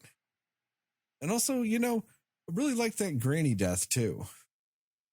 Because when she walks out there and goes, sometimes seeing is believing. Pull through the face. It was immediate. I mean, the moment she walked out, Death was like, all right, I've been waiting for this one. I just, I forget what comedian has a bit where they kind of say this, but it's like, when that happens, it's the whole, gotcha, bitch. Like, it's that type of thing. Like, that's what Death was doing. He's just sitting there and just waiting for her. And she's like, gotcha. Just milliseconds after that whole thing. That was fucking great, though. And also just that slight change of a family member having the dream about the vision. before knowing whose it was or what it was about, or that was cool too. That was a nice change that like really helped with this whole generational trauma shit of it all, and passing it down and all that good stuff. That was a nice change that allowed them to play with the story in a lot of ways that they just haven't done before. So I thought that was cool. Yeah, especially because like this movie did have like those themes of generational trauma and all this other stuff, but I like how it did that against the backdrop of this death curse is real. Like, and you have the mom character who's that bridge character essentially, and where it, like that's what made it both sides are true. Like, yes, this death curse is real, but at the same time, I felt I was becoming the same person my mother was, and I didn't want to become that. But then also that caused different trauma. So I didn't give you the same trauma I had. I just gave you a different trauma and stuff like that. And so I liked it because it doesn't take away the fact that there was still trauma being passed down outside of the death curse. Like, yes, the death curse was real. So you can argue that the mother or the grandmother character was technically right, but also the way she did it was so traumatizing and off-putting that no one gave a fuck. So these lessons you were trying to teach your children were falling on deaf ears because they want to fucking hear about it from you, because they're like, fuck you, you ruined my life. And then so that caused more skepticism in the family whenever it came down to it, when they're like, granddaughter's like, no, death curse real. And, and stuff like that. So it was like really kind of great in that regard of like, you can be right, but still also traumatizing to your kids just because you're a dick about it. Yeah. Like, and just showing the different, even though, like you said, that was great. Like how different reactions led to different consequences for the family. And then finally you have this young one that it was affecting her, but she didn't quite know why or how, and that can be very relatable too. Like, it was affecting her, but Stephanie, right? Yes, Stephanie. It was affecting her, but but she didn't really know how or why or the whys she couldn't quite make sense of it, but she knew it was affecting her. That trauma shit in your family can be like that too, And she went seeking answers, and not everybody wanted to give answers. Not everybody wanted to bring it up because of the hurt they had experienced, or people, the parts of the family that were split up, or the after effects of everything that happened. So they didn't want to get into it either. But you could see how, like, just more and more of this idea of avoiding the problem by deflecting or not facing and stuff like that could just cause a bigger problem, So all that was kind of in there, Yeah. It's cool.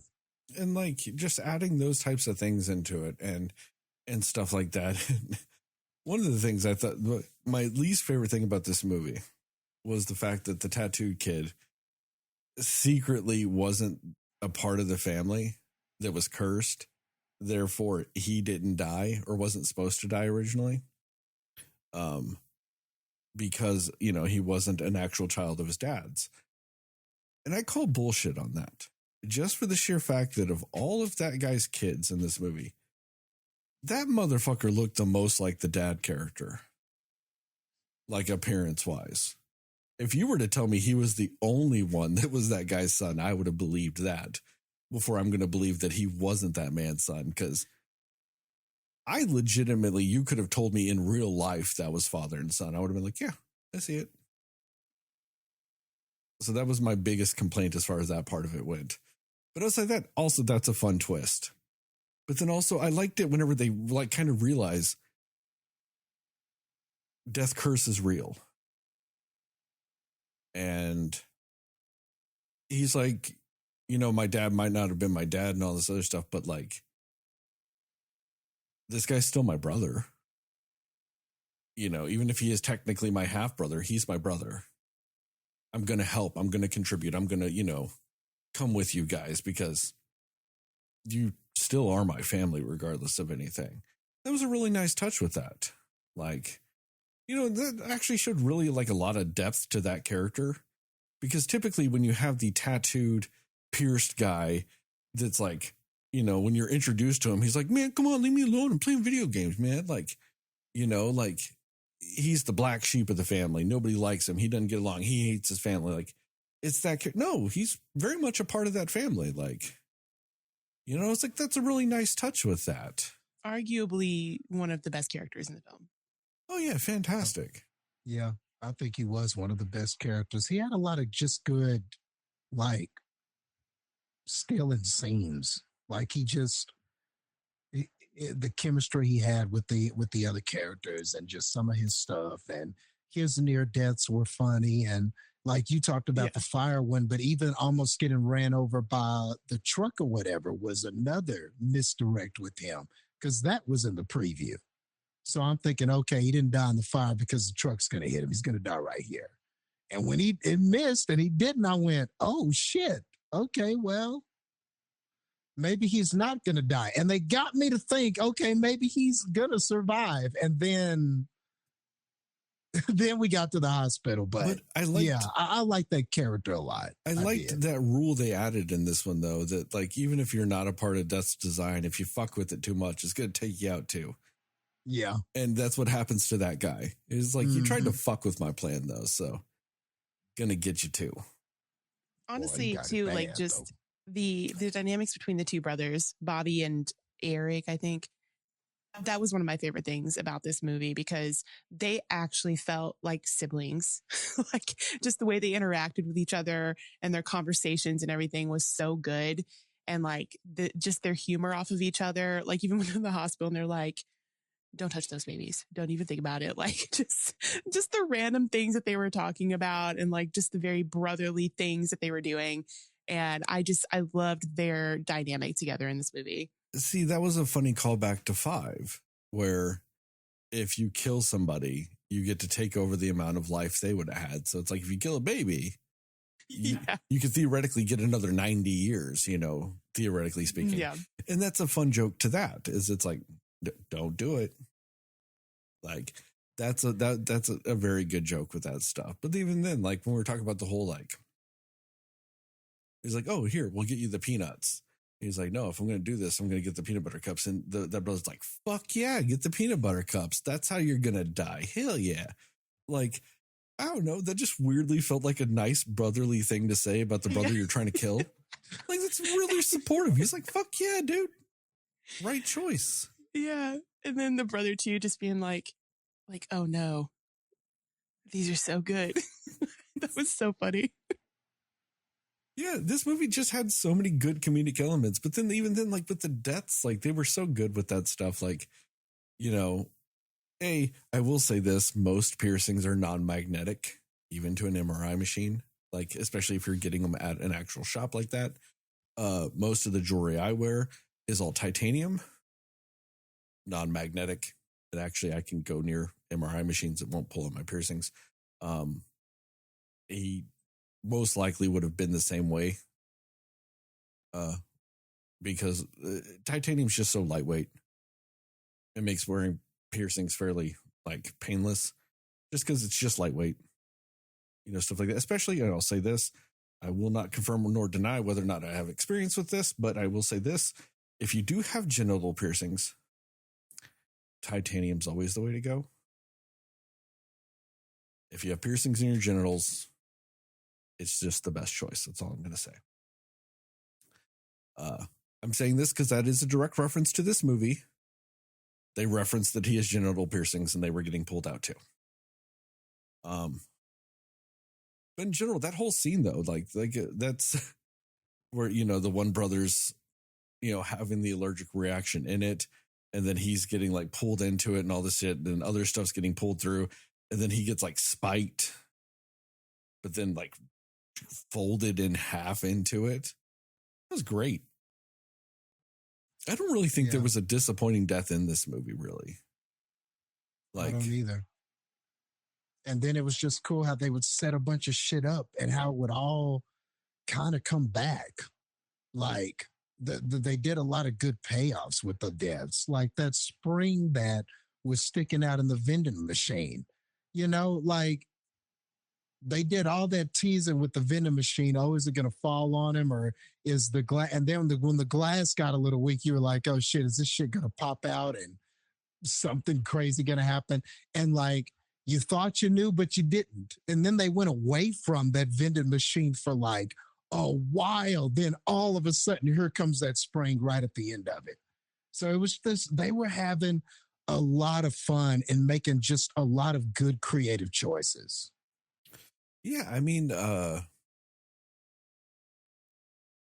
scene with the mom and like the whole camper kind of blowing up, and you're thinking she's dying in that, but then she's like burnt and like trying to save her and like all those things. Like they did a really good job of, with the misdirects didn't feel like they didn't feel false. Like you never felt like you got faked out for fake out's sake. There was some authenticity to some of those moments and stuff like that really kind of added to that. And then, the classic fake out that they did, which I thought was really great in this, is the main characters thinking they're safe. And then being like, I loved that they did that scene too, because that is kind of a staple of this franchise when they're just standing there and they're like, yeah, but you didn't actually die. So, it's fine. And they're just like, they look at each other like, ah, fuck. And like, it also kind of shows how much of a little petty bitch Death is, because like, he gives them like another couple of weeks just feeling they're safe, just so he can go like, come back and go, gotcha. Like he's all about killing them until they think they trick him. And then he's just petty about it. Because he's just in there like, oh yeah, I guess feel safe. Oh, it's your prom. Now I'm going to get you. And then also in that scene, the nice little callback of log truck. Again, it's the second appearance of the log truck in this movie. Also, just out of nowhere, just log truck just dropping logs on them. It was kind of funny because I'm like, where the fuck did that log truck come from? It's just there dumping logs on them. Like, but somehow the way that they did the callbacks, it wasn't cheesy or overdone. It worked well. Yeah. Because it just felt like little nods, just like little things, And it's just like, it was one of those things. If you got it, you got it. Great. If you didn't, oh, well, who cares? Like, it's not going to detract from the movie if you don't get the callbacks. But if you do get the callbacks, you're just like, oh, hey, look. It's just a nice little thing. And so, because like that whole baby joke kind of works, even if you haven't seen the fifth one, you know what I mean? Like it works. Like if you've seen the fifth movie, you get it a little bit more, but if you haven't, cool. It's still a funny joke with like, yeah, don't kill a baby. Like it works both ways. What about you, Jastin? Killing the baby or killing someone. Yeah. I like too that it felt like a real family in the sense that wasn't an option for anybody. Like that wasn't a realistic option. They were like, well, one way is you kill somebody, you get their years. And I like how everybody was emphatically like, okay, not doing that. So what's my other option? And yeah, they were joking with looking at the babies and all of that stuff. And that was, like you said, that was played for laughs and an homage to the fifth one, which I didn't know that. So that was enlightening. But I like how I feel like in a worse script, somehow we would have come to that and been like, okay, are we going to kill somebody now? So yeah, that just, I think just not even joking with that. Oh, we're going to try to kill someone or or not taking that aspect of it seriously. I'm glad that there wasn't some desperate situation where like, oh, now, okay, well, now maybe killing someone is an option. I just like how everybody was like, no, we're not going to do that, you know? And it makes sense because it's a family. We're all in this together. Why would any of them seriously entertain that idea? Like, none of us are going to be a murderer behind this. So I thought that was actually cool too. They were just like, okay, so that's not an option. What's my other option? All right, we got to try to do that one because we are not doing the other one. So even that was cool. It's a little detail, but it was one that I appreciated. No, it's very good. Did you have more you wanted to go into though? Honestly, I think that's it for me. Like, I think I spoke on those other parts. We were kind of going back and forth a little bit. And I think in all the back and forth, I probably said everything I wanted to say about it. We touched on the story. We talked about the opening scene. I think I'm good, man. Even the coin came back. Like, that penny came back at the end. So there was full circle with that. No, man, it was just like you could just tell that, like we said, there was some effort and some thought put in this story. You know, let's just have some continuity. Let's just have some arcs. Let's just have some themes that match up. And I like the whole thing with the, well, you didn't really die, because that is something that I've heard about too, like just the confusing clinically dead with actually dying, and how you can like lose air, but you're not really dead. You were just more unconscious and somebody can resuscitate you. So I'm glad that they even use that, because that is like some real shit. Like people think they died, but they really didn't. So even that was cool, you know? Heather, what about you? What you got? Yeah, I first, just really quick too, I was looking just to see any past things that these writers had done. And one of the writers, their list of things, they wrote Ready or Not, the last couple of Scream movies, Abigail, and this one. So I'm like, I kind of get it. I know, like, Sterling, you're not as much on the Scream movies, but I'm like, you know what? Like, I feel like that's a solid record of like how you do a well-crafted story in like a horror movie, especially Ready or Not. And Abigail too, I thought was great. Like, you know what I mean? So that makes sense. I'm like, okay, this guy who helped write this movie, the track record of movies I've enjoyed of his, it makes sense, you know? But, and then it was funny too, Jastin, you were talking about the whole, like, everybody being like, no, we're not going to kill somebody. You haven't seen the 5th Final Destination, right? The one before this. No. So I guess I think that was something they tried to do. One of the characters, was like, you know, upset that his girlfriend was killed, but also like was just like, well, I mean, why do you deserve to live and she doesn't? And like, if I kill you, I'm safe, and something along those lines. Okay. And I feel like, since you haven't seen the 5th one, I don't know. I feel like, Sterling, do you want to tell him like what happens at the end of that 5th movie? So they do. Yeah, just let me know. It's cool. They just do some weird conceit shit. So it's like, hey, so one of the characters kills a guy, and now so he's safe, right? And it was kind of an accident. It wasn't an intentional thing. But then afterwards at the guy's funeral, they're like, oh yeah, it turns out he had a brain embolism and he was, you know, could have dropped dead any second anyway. And then that guy gets killed right then, because you get the amount of life they were supposed to have. So because of a brain embolism thing, it's, you know, that whole thing.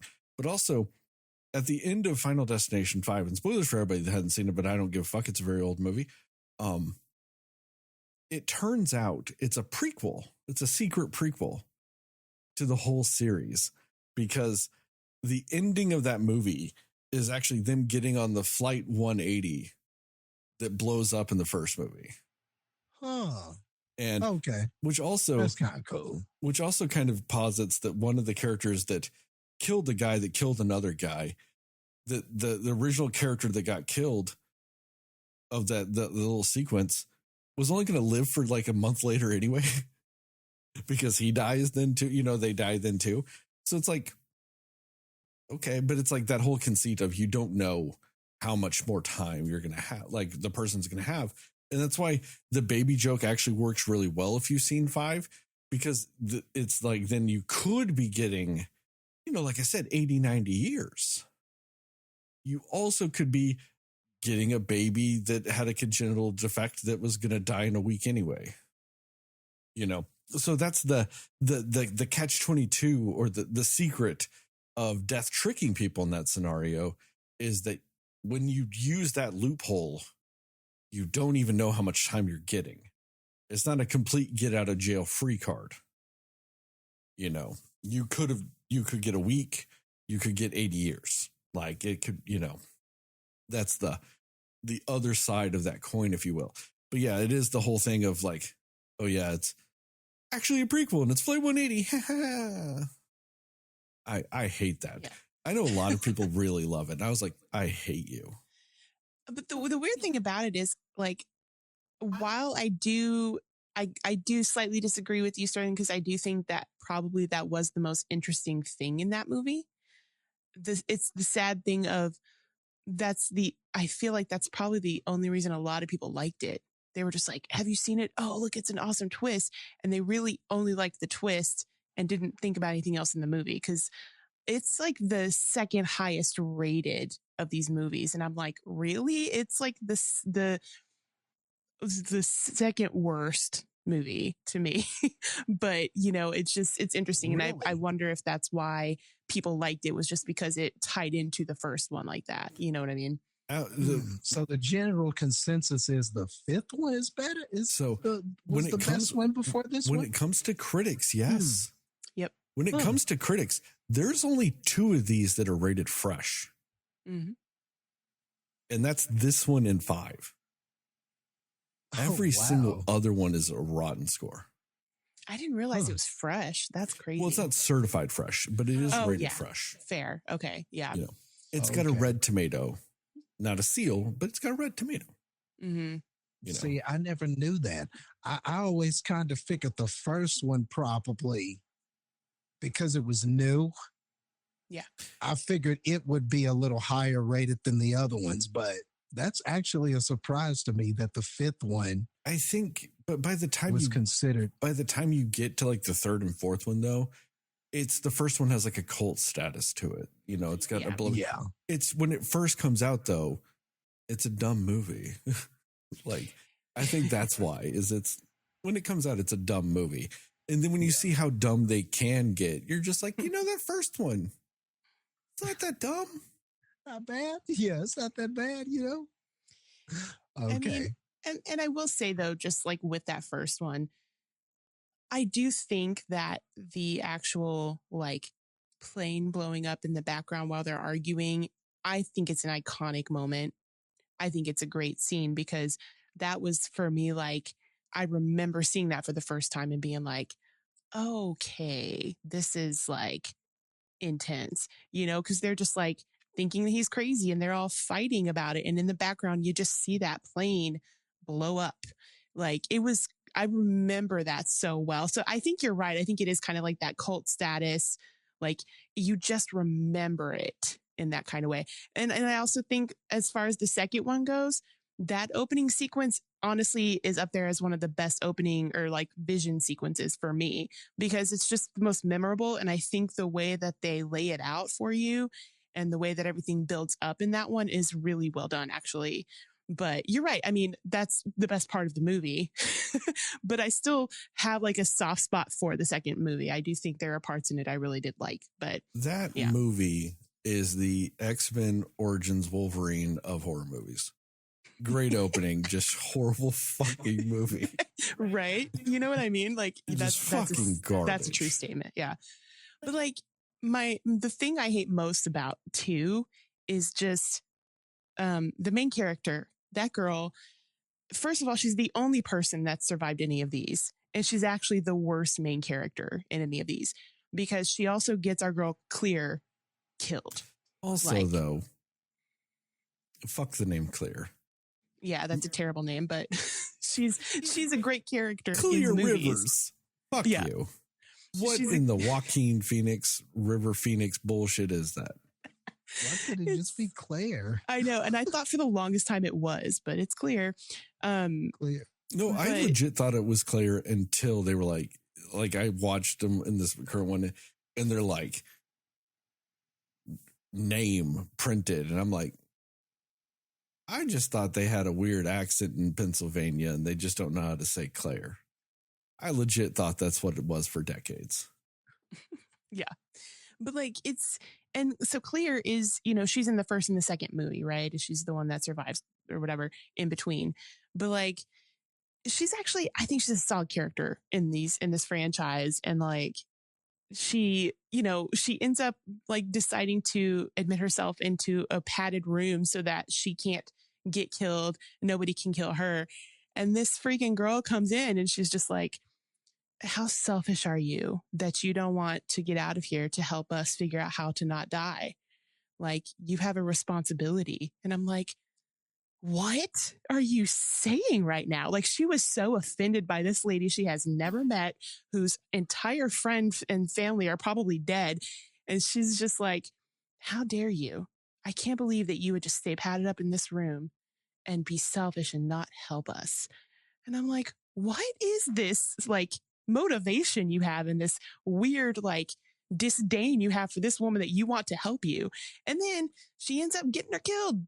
So, you know, like, I'm upset. And she also gets another character killed. There's the boy from the dentist's office. She's just like, hey, pigeons. That's all she says to him. And he's just like, oh, okay, pigeons. It's like, woman, stay away from the pigeons. Say anything other than that, because you got that guy killed too. And I will die on that hill. She killed so many people in that movie by being a terrible character. So that's my problem with her. But anyways, on to this movie. So I think I also loved that opening sequence. I thought it was great. I thought they captured like that really cool, like 60s vibe, you know, with like the costume design and the music and stuff like that. I thought was really good. My only issue really is the fact that, for one, that elevator guy was like, it's fine. Come on in anyway. It's pretty full, but we got it. It's fine. And this was early. It was built and completed early. So we're fine. Like, it just was the worst idea to ever be had. But also that, and then just the fact that like they're all dancing on this glass floor. And I'm like, nobody at all looked down and saw a crack. Like, that would probably be the one thing I'm looking at constantly. That's probably an accurate statement. That crack is just like spreading under them, and they're staring at it going, yeah. And they were they're clearly, like some of them were looking the down floor as they were dancing. Yes. Somebody would have noticed it. I'm telling Somebody you, like, would have. You're telling me it's the grand opening night and you're dancing on a glass floor of like 100 and some story tall or 80 story tall building, and your ass ain't looking at that glass that you're dancing on? Bullshit. It's the 60s. That's the first time you ever danced on glass in a building like that. You staring at it the whole time. Exactly. That can be like the most like well-known, securely, very proven, safest place to be.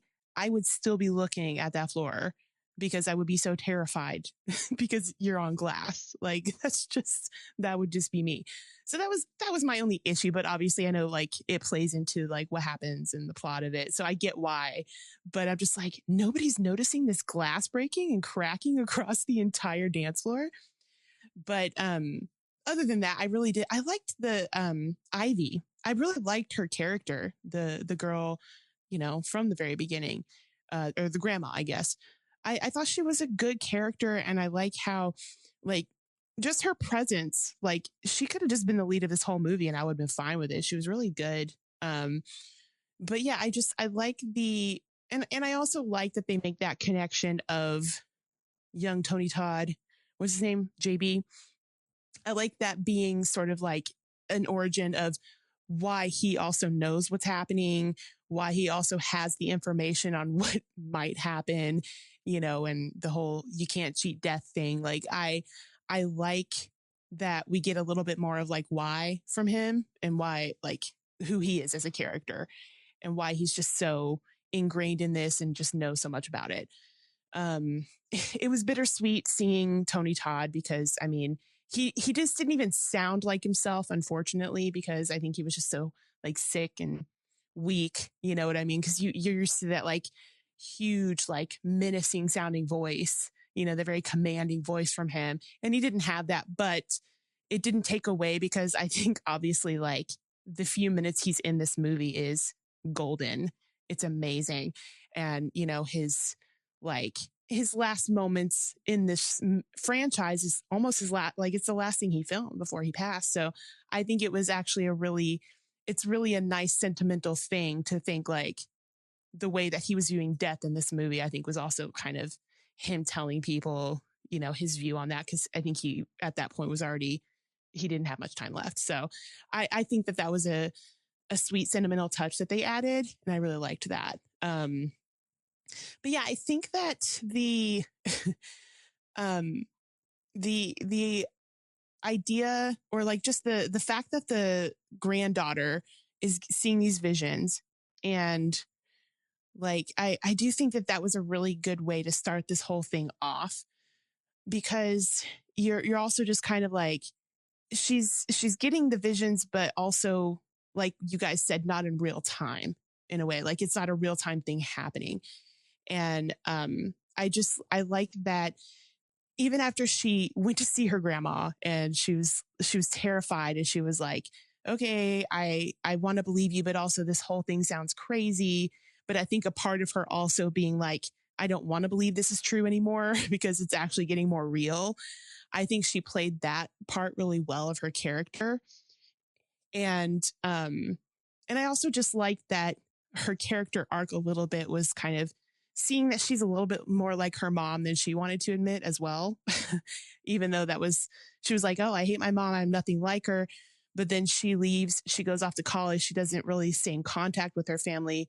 Very different thing, obviously, because you're just off at college, you're doing your thing. But just realizing that her not being around for her brother, like that's affected him sort of in the same way that her mom not being there affected her. I don't really know their age difference, but I imagine the boy was like super young when she left. I mean, I would guess at least 3 years, maybe. I was going to say probably 3 or 4 years, right? And she was 10. So, I mean, he was really young when she left. So he probably doesn't really remember it like she does. And so this is like that version of that for him is his sister being like, you don't return my calls. You don't come home. You don't see us. Like, you're not here. So, and then her also just seeing how he's just so close and connected with the cousins. And they go over there, they know everything about him. They have this really cool relationship and she's on the outside of it because she's just decided to kind of not be involved as much. And so I like that this was her having to really get that connection back with her family. And it played into why they were very apprehensive at first with anything she was saying, because of course, in general, that sounds crazy when you're telling people like our whole family's about to die. But it was also this, like, they already had this very off-putting feeling about her in the first place because of just her not being around. And even just the way that she comes in so out of the blue and she doesn't even seem like she is pretending to be there for them. She's just like, hey, I got to talk to my uncle. I have a thing that's happening and I need your help. And just really like, she wasn't concerned with how it was going to affect anybody, which in general, she was trying to help them. But just the fact that it just felt like she was very on a mission, and even in her mission to try to help them was still not connecting with them, which is exactly what her mom did. So it just was cool to see that connection and that through line in this entire story of that generational trauma and, behaviors that you pick up, even if it's in a different way. It's still kind of the same thing, that kind of learned or seen behavior that you're giving off too. So I did enjoy that thing in this whole movie. But yeah, I think that again, like the fact that this is a family, the connections that they have, it makes the characters' chemistry so much better, because you feel like, I mean, in most of the other ones, they might be friends, but sometimes they're kind of just friends by circumstance in some of them, or they're just like, like the second one, it's just like a bunch of people that were driving on the same highway. Or, you know what I mean? Like, it was just like, they're not connected in a way where you feel like it's a real type of relationship as much as you feel that in this one. It felt like a family. It felt like real family dynamics. It felt like people who actually knew each other. And I really liked that, because when you're doing a story like this, if you want it to play the way it does, you have to have those strong dynamics with these characters. So they did a good job with that. I agree. I don't think there was a disappointing death. There were a lot of definitely ones you didn't expect, like, and I like that you brought to attention that the grandma died the same way she did in the vision, just later. Like, I didn't even catch that until you said that. I really like, that's smart writing. Like, that's showing you, oh, they actually thought this movie out. They thought this entire story out, and they really just did a good job of connecting everything with that. And yeah, like, I think it is a bummer that like the oldest brother wasn't actually part of the family. But even his reaction when the mom tells him who his dad is, and he's like, is that why he always wanted to play catch with me, or whatever he said? Like, it was just, the humor just hit in this movie. It just really did a good job with all of that. And I think that if it wouldn't have, like, it's interesting because you get this very big, like, character growth moments, right, from the brother and sister and everything. And then them thinking they're safe. It really is like kind of a gut punch too, because you're just like, man, I was rooting for them, and they were going to be the only other people in this franchise to survive, aside from the one from 2. Like, you just really wanted that to be true for them, especially after you kind of go through this trauma with them, and you go through this, like, them learning and growing as a family through this whole thing, and just immediately like crushed by logs, like, just so fast, one after the other, in like a millisecond's time, they were just both crushed. And you're just like, all right, well, there's that. But yeah, I think that it's not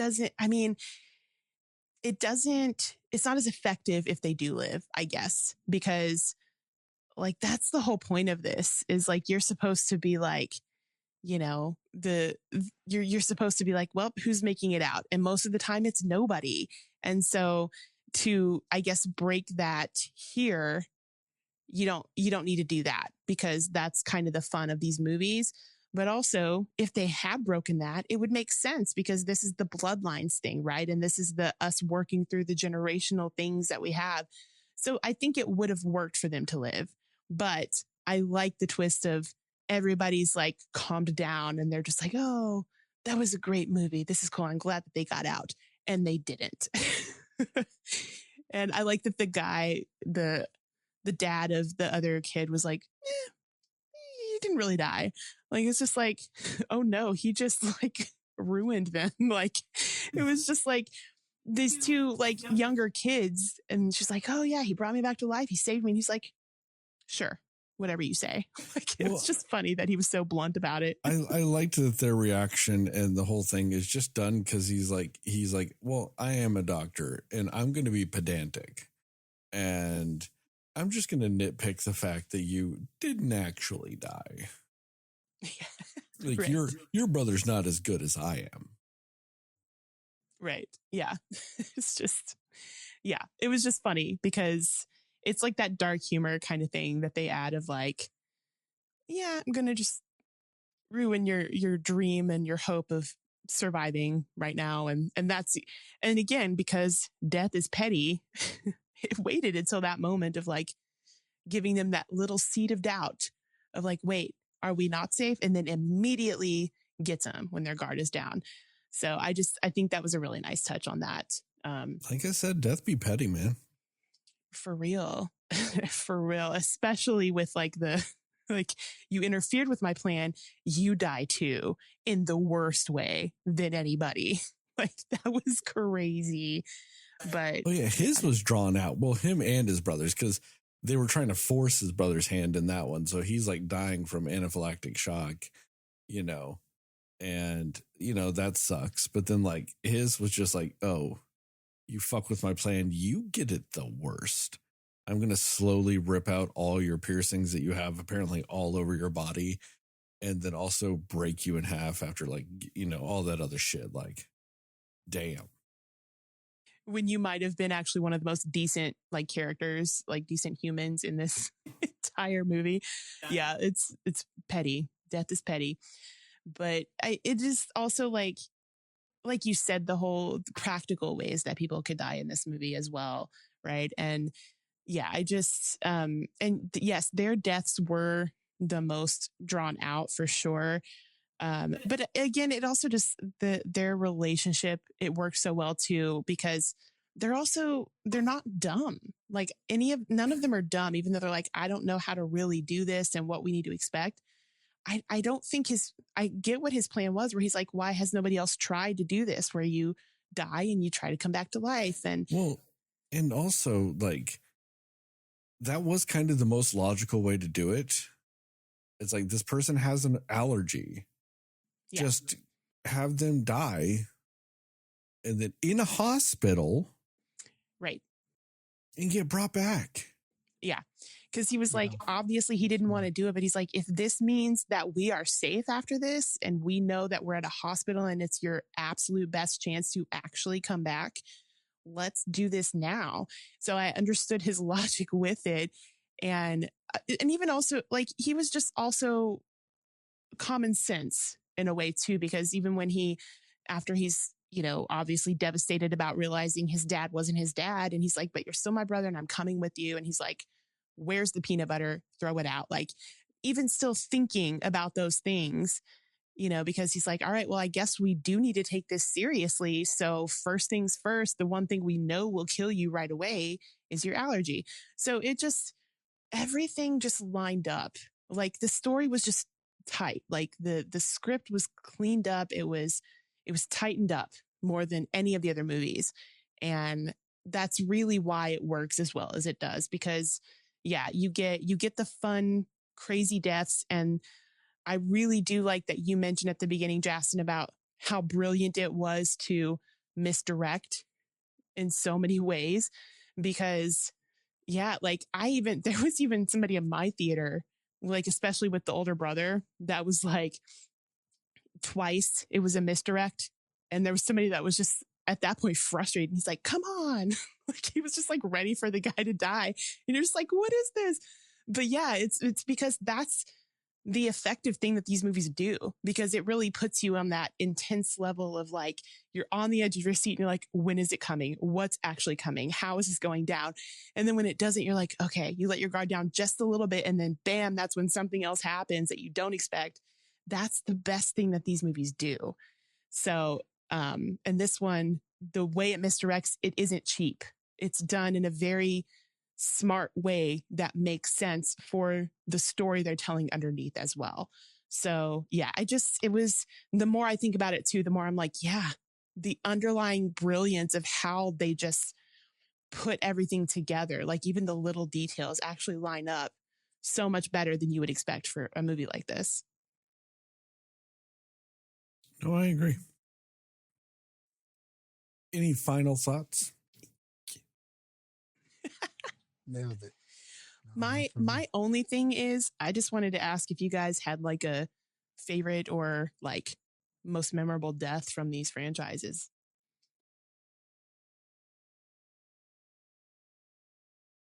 I mean, I'm always partial to girl getting nail gunned in the third one. That was pretty, yeah, seared in my brain for a bit. That, and then the tanning bed one. The tan bed one is rough. So definitely that one. Man, Yeah, I don't know. LASIK one with the eyes. Yeah. I guess just because eye exams and stuff like that is very contact. I'm a contact wearer, so that part of my life is very much a thing. So just anything with the eyes is kind of like, you know. Eyes and the dental stuff. But the crazy thing about those is they're so memorable for the setup they do, but the way that both of them die is not by the thing that they're setting up the most, which is so like funny because I'm just like, yeah, that dentist thing gets me, but it's like he didn't even die at the dentist. He didn't even die because of that. Like, but it was everything that was leading up to it was just making me hella nervous. So yes, I understand that for sure. As somebody that's gotten LASIK, it's not that bad. Okay. Man, I can't even like, even when they were just like opening her eye just to like do the thing, I'm like, nope, I don't want to see it. It's not that bad. Yeah. And then there are just certain parts of an eye exam that can be uncomfortable, like that one machine where you open your eye up and it does like the puff of air. Yeah, it puffs the air into your eye. You know, that it just anything kind of going into the eyes just makes me uneasy. As somebody that had a lifetime of eye exams and then getting LASIK, it's great. It's fantastic. Like, that's probably one of the best decisions I've ever made, getting LASIK. Like, I got it during COVID. And it's still, like, the whole thing, the whole procedure, I'm in and out of that office in, I think, 20 minutes total. Like, you do the pre-exam stuff. Then when you like schedule it, dude, you go in, sign a couple forms, make sure your payment's good, whatever, or your payment plan, whatever you're going to do. And then, dude, like going into the procedure room and out 10 minutes tops. It's super quick. It's not that uncomfortable.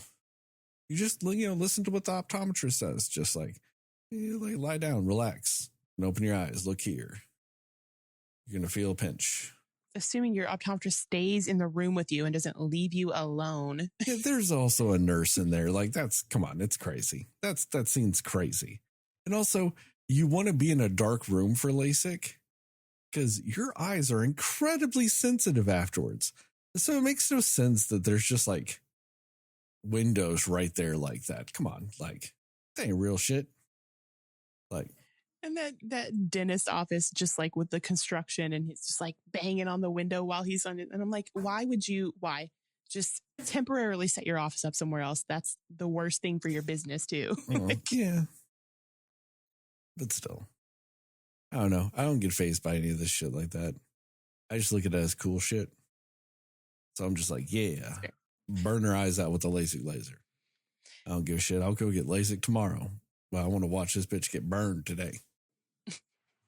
I mean, I feel like the one in this though, like the whole thing of the broken glass and the ice, that setup was so great because I was nervous for so long. I was like, what's going to happen here? And like, again, I know like in the trailer, they kind of show that, but it's the way they do it is still so effective. It's crazy. Hey. Yeah. And I was going to say about that one, what was cool about that is, we kind of knew from the previous, but I liked how it was one of the earlier ones. That was the one that they kind of got that one out of the way. And then all the rest of them were surprises, or there was misdirects, or they were kind of messing around with it. So that was, I think, another smart decision too. That one that you knew that they figured everybody saw from the previews, it was early in the film, It's early, but not the first. Like, if you get rid of the vision part, the grandmother's still before it. So you still get, so it's not even the first, but like you said, it's still early, but also what's so smart about that too, is you give that one away. Okay. Which makes you think the one at the tattoo shop is going to be real too, because they gave away the other one and they followed through in that. Yeah. Yeah. By doing that, it puts you in that false sense of security. The tattoo shops, that's going to happen the exact same way, which is a smart setup. Once again, the trailers in this work better because of the way they did it. They gave you enough to get you going, okay, Final Destination. Okay, let's go. And, you know, like you said, you got to watch it happen just like it did in the trailer. And then you get the other one. You're like, all right, just like the trailer. And, you know, you think they're like, oh, they just didn't want to show the guy burning alive. And then a couple of scenes later, they're like, oh, can't get a hold of him. Can't get him. Oh, no. Oh, no. And just, they're like, oh, we got to go over there. Wait, is that him fucking walking? And then he's just there. And then, like you said, Jastin, like, fake out death with this, fake out death with that. And you're like, damn, okay. How are they actually going to kill him? Nah, it's the sister. Yeah. And I guess if I had to think about it, is if he wasn't even going to die in the first place because he wasn't actually the guy's son, like, why did Death even do all of that with him in the tattoo shop? But again, Death is petty. So maybe it's just messing with people to set other things in motion. But that would be my only thing of that could be it, though, is it sets the other deaths in motion. Like, yeah, it kind of puts people, it tricks the people that can see him, his machinations. It tricks them into thinking one thing, and it gives them the swerve. You know, that could be the argument, is that, you know, Death did it just to trick them. Yeah, that's fair. In this movie, in this franchise, Death's a petty bitch. It's true. Like, yeah. And it also kind of, to me, speaks to kind of the random nature of death anyway, and people who survive, who can somehow survive these things, and then randomly somebody can just step outside and be dead. But then you have this horrible, crazy thing happen and somebody will survive it. You know, you have people get shot in the head and live, or you'll have, but then somebody can slip and fall a certain way and they're dead. You know, there's a very crazy and random nature to death that we don't quite understand sometimes. And sometimes it doesn't make a lot of logical sense, but it happens. Like, you know, he survives that whole just horrific thing. And then ultimately an MRI machine is killing him. You know, it's just, I think it also speaks to that too. I know Death is a villain in this, is the slasher in this, but still, I like how it plays also with the kind of, it can't be calculated. It can't really be avoided. You know, it was just like the our Tony Todd character when he said, you know, I'm just going to enjoy my life and not worry about it or whatever. Like, it's kind of, in a way, that's kind of the message too. You can't cheat it. You can't avoid it. There is no way to beat it. So why even try? That is ultimately everyone's destiny. So instead of trying to beat it, you know, maybe the best way is to go the other way and accept it, you know? Yeah, definitely, because it's one of those things that's, death is going to happen. Like, you're going to die. And you can do things to not hasten it, but there's nothing you can really do to completely stave it off. Like, no matter what, you will die. And, you know, so just, you know, do the things that you're going to do, like, to a regard, like, because you, at a certain point, you're not going to, like, nobody looks back and goes, man, you know what? I wish I worked more. I wish I was away from my friends more. I wish I did things I hated more. You know, like, I wish I worried more about death instead of living. Like, you know what I mean? Like, so it's one of those things. It's like, Yeah, you don't have to invite death in, but you also, don't have to ruin your life just to stave off death. Because like at a certain point too with the grandmother, when she's like, yeah, I'm in here and I'm death proof. You're by yourself. You've been in that house for like, 10, 15 years or whatever it was. Like, is that life? Is that really life? I mean, that's kind of the same thing that Clear says in the second one, because she's like, you beat it, you should help us. And she's like, what did I beat? Like, I'm in a padded room locked up by myself and I have nobody. Like, what did I actually beat? Well, but also I'd argue you did that part of it to yourself. True. Like you're the one at that point not doing anything with life. It's like that's what I appreciate about the Tony Todd character, having like the exact opposite mindset of the grandmother. Mm-hmm. And she's just like, you know what? Let's let's just go live. Yeah. Yeah. And it also, and I think also too, what makes this a better movie and the deaths at least a little more expecting it, or at least a little more satisfying, is that the characters did complete arcs before they died. Like the aunt did connect the dots for her granddaughter and explain to her, she got to understand what the trauma was, that it's real, and it is something that is in our family and that you have to accept and live with. So even though the aunt didn't get to live, in her room and her chamber and everything, even though at least it was on her terms, she got to not only connect the dots for another family member, but then she stepped outside and still in a way accepted it on her terms. And then you just go down the line. Our mother in this, Stephanie's mother, got to be there for her kids.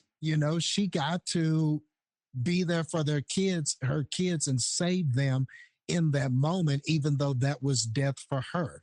The brothers got to be brothers and care about each other and show a genuine care for each other. Even though they died hella horribly, they still got to be brothers and show love and care for each other before that moment.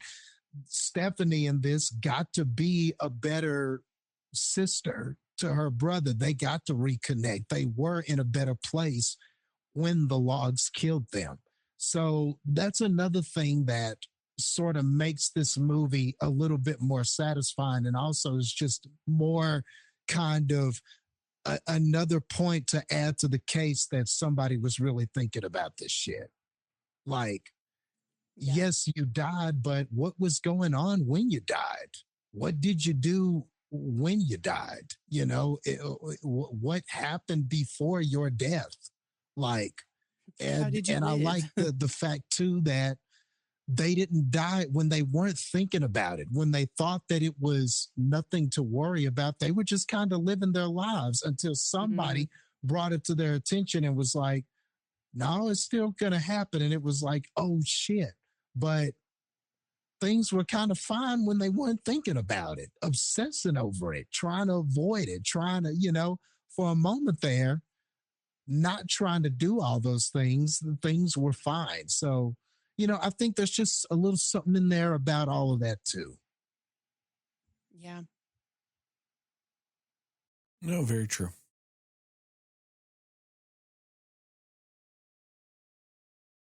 Any more final thoughts? No, that's it. No, for real this time.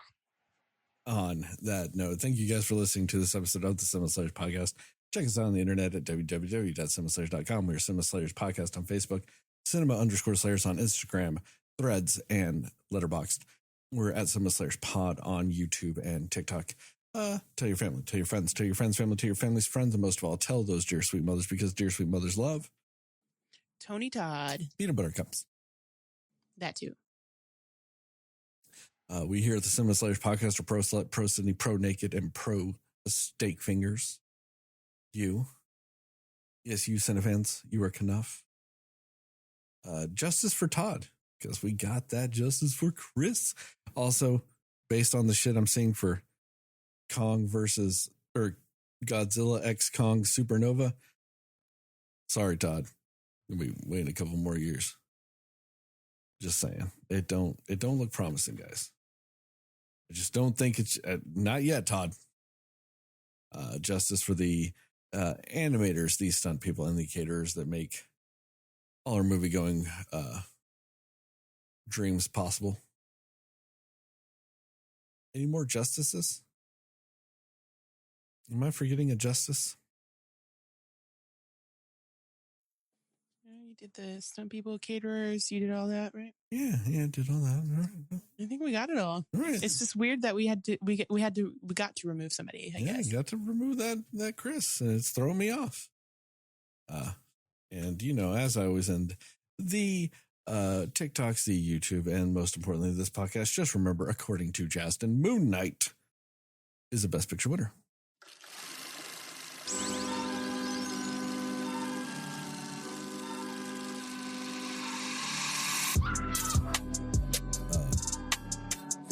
A couple of weeks ago, before we recorded, I was telling you about how in Magic they're doing some Final Fantasy cards and stuff. Pretty fucking cool. Cinema Slayer. They even got some of the Final Fantasy artists to do some of the cards. Oh, that's cool. And it wasn't like, oh, hey, redo your art for Kefka. It was like, hey, which of the Final Fantasy characters do you want to do art for? So it wasn't like just recreate your own shit. It was, no, do your shit on other characters. So you've got some really cool fucking art with some of that stuff. And also, I forgot to mention this, or I don't know if I told you this. Later this year, Magic's doing a Spider-Man set. Oh, shit. So, that's tight. Gonna get those Spider-Man cards. Maybe they'll have a Moon Knight in there. He's been tied to Spider-Man before. I used to have like a Where's Waldo book, but it was like Spider-Man stuff, It was like a Spider-Man Where's Waldo type of thing. It wasn't like, oh, find Spider-Man, but it would be like, find these things, in the pages and stuff like that. Moon Knight was all over that book, so maybe Spider-Man will have a Moon Knight card. If they do, I bet he'd be mono. He's either going to be mono white. He should be mono white, but he could be a white black. I can find a place in a deck. Oh, it'd be even best if he's Boros. If he's white red, I got the perfect deck to put him in. I'm already ready for it. I have 15 fucking commander decks. I can find a room for most cards at this point. It's absurd. Don't play Magic, kids. It's expensive and absurd.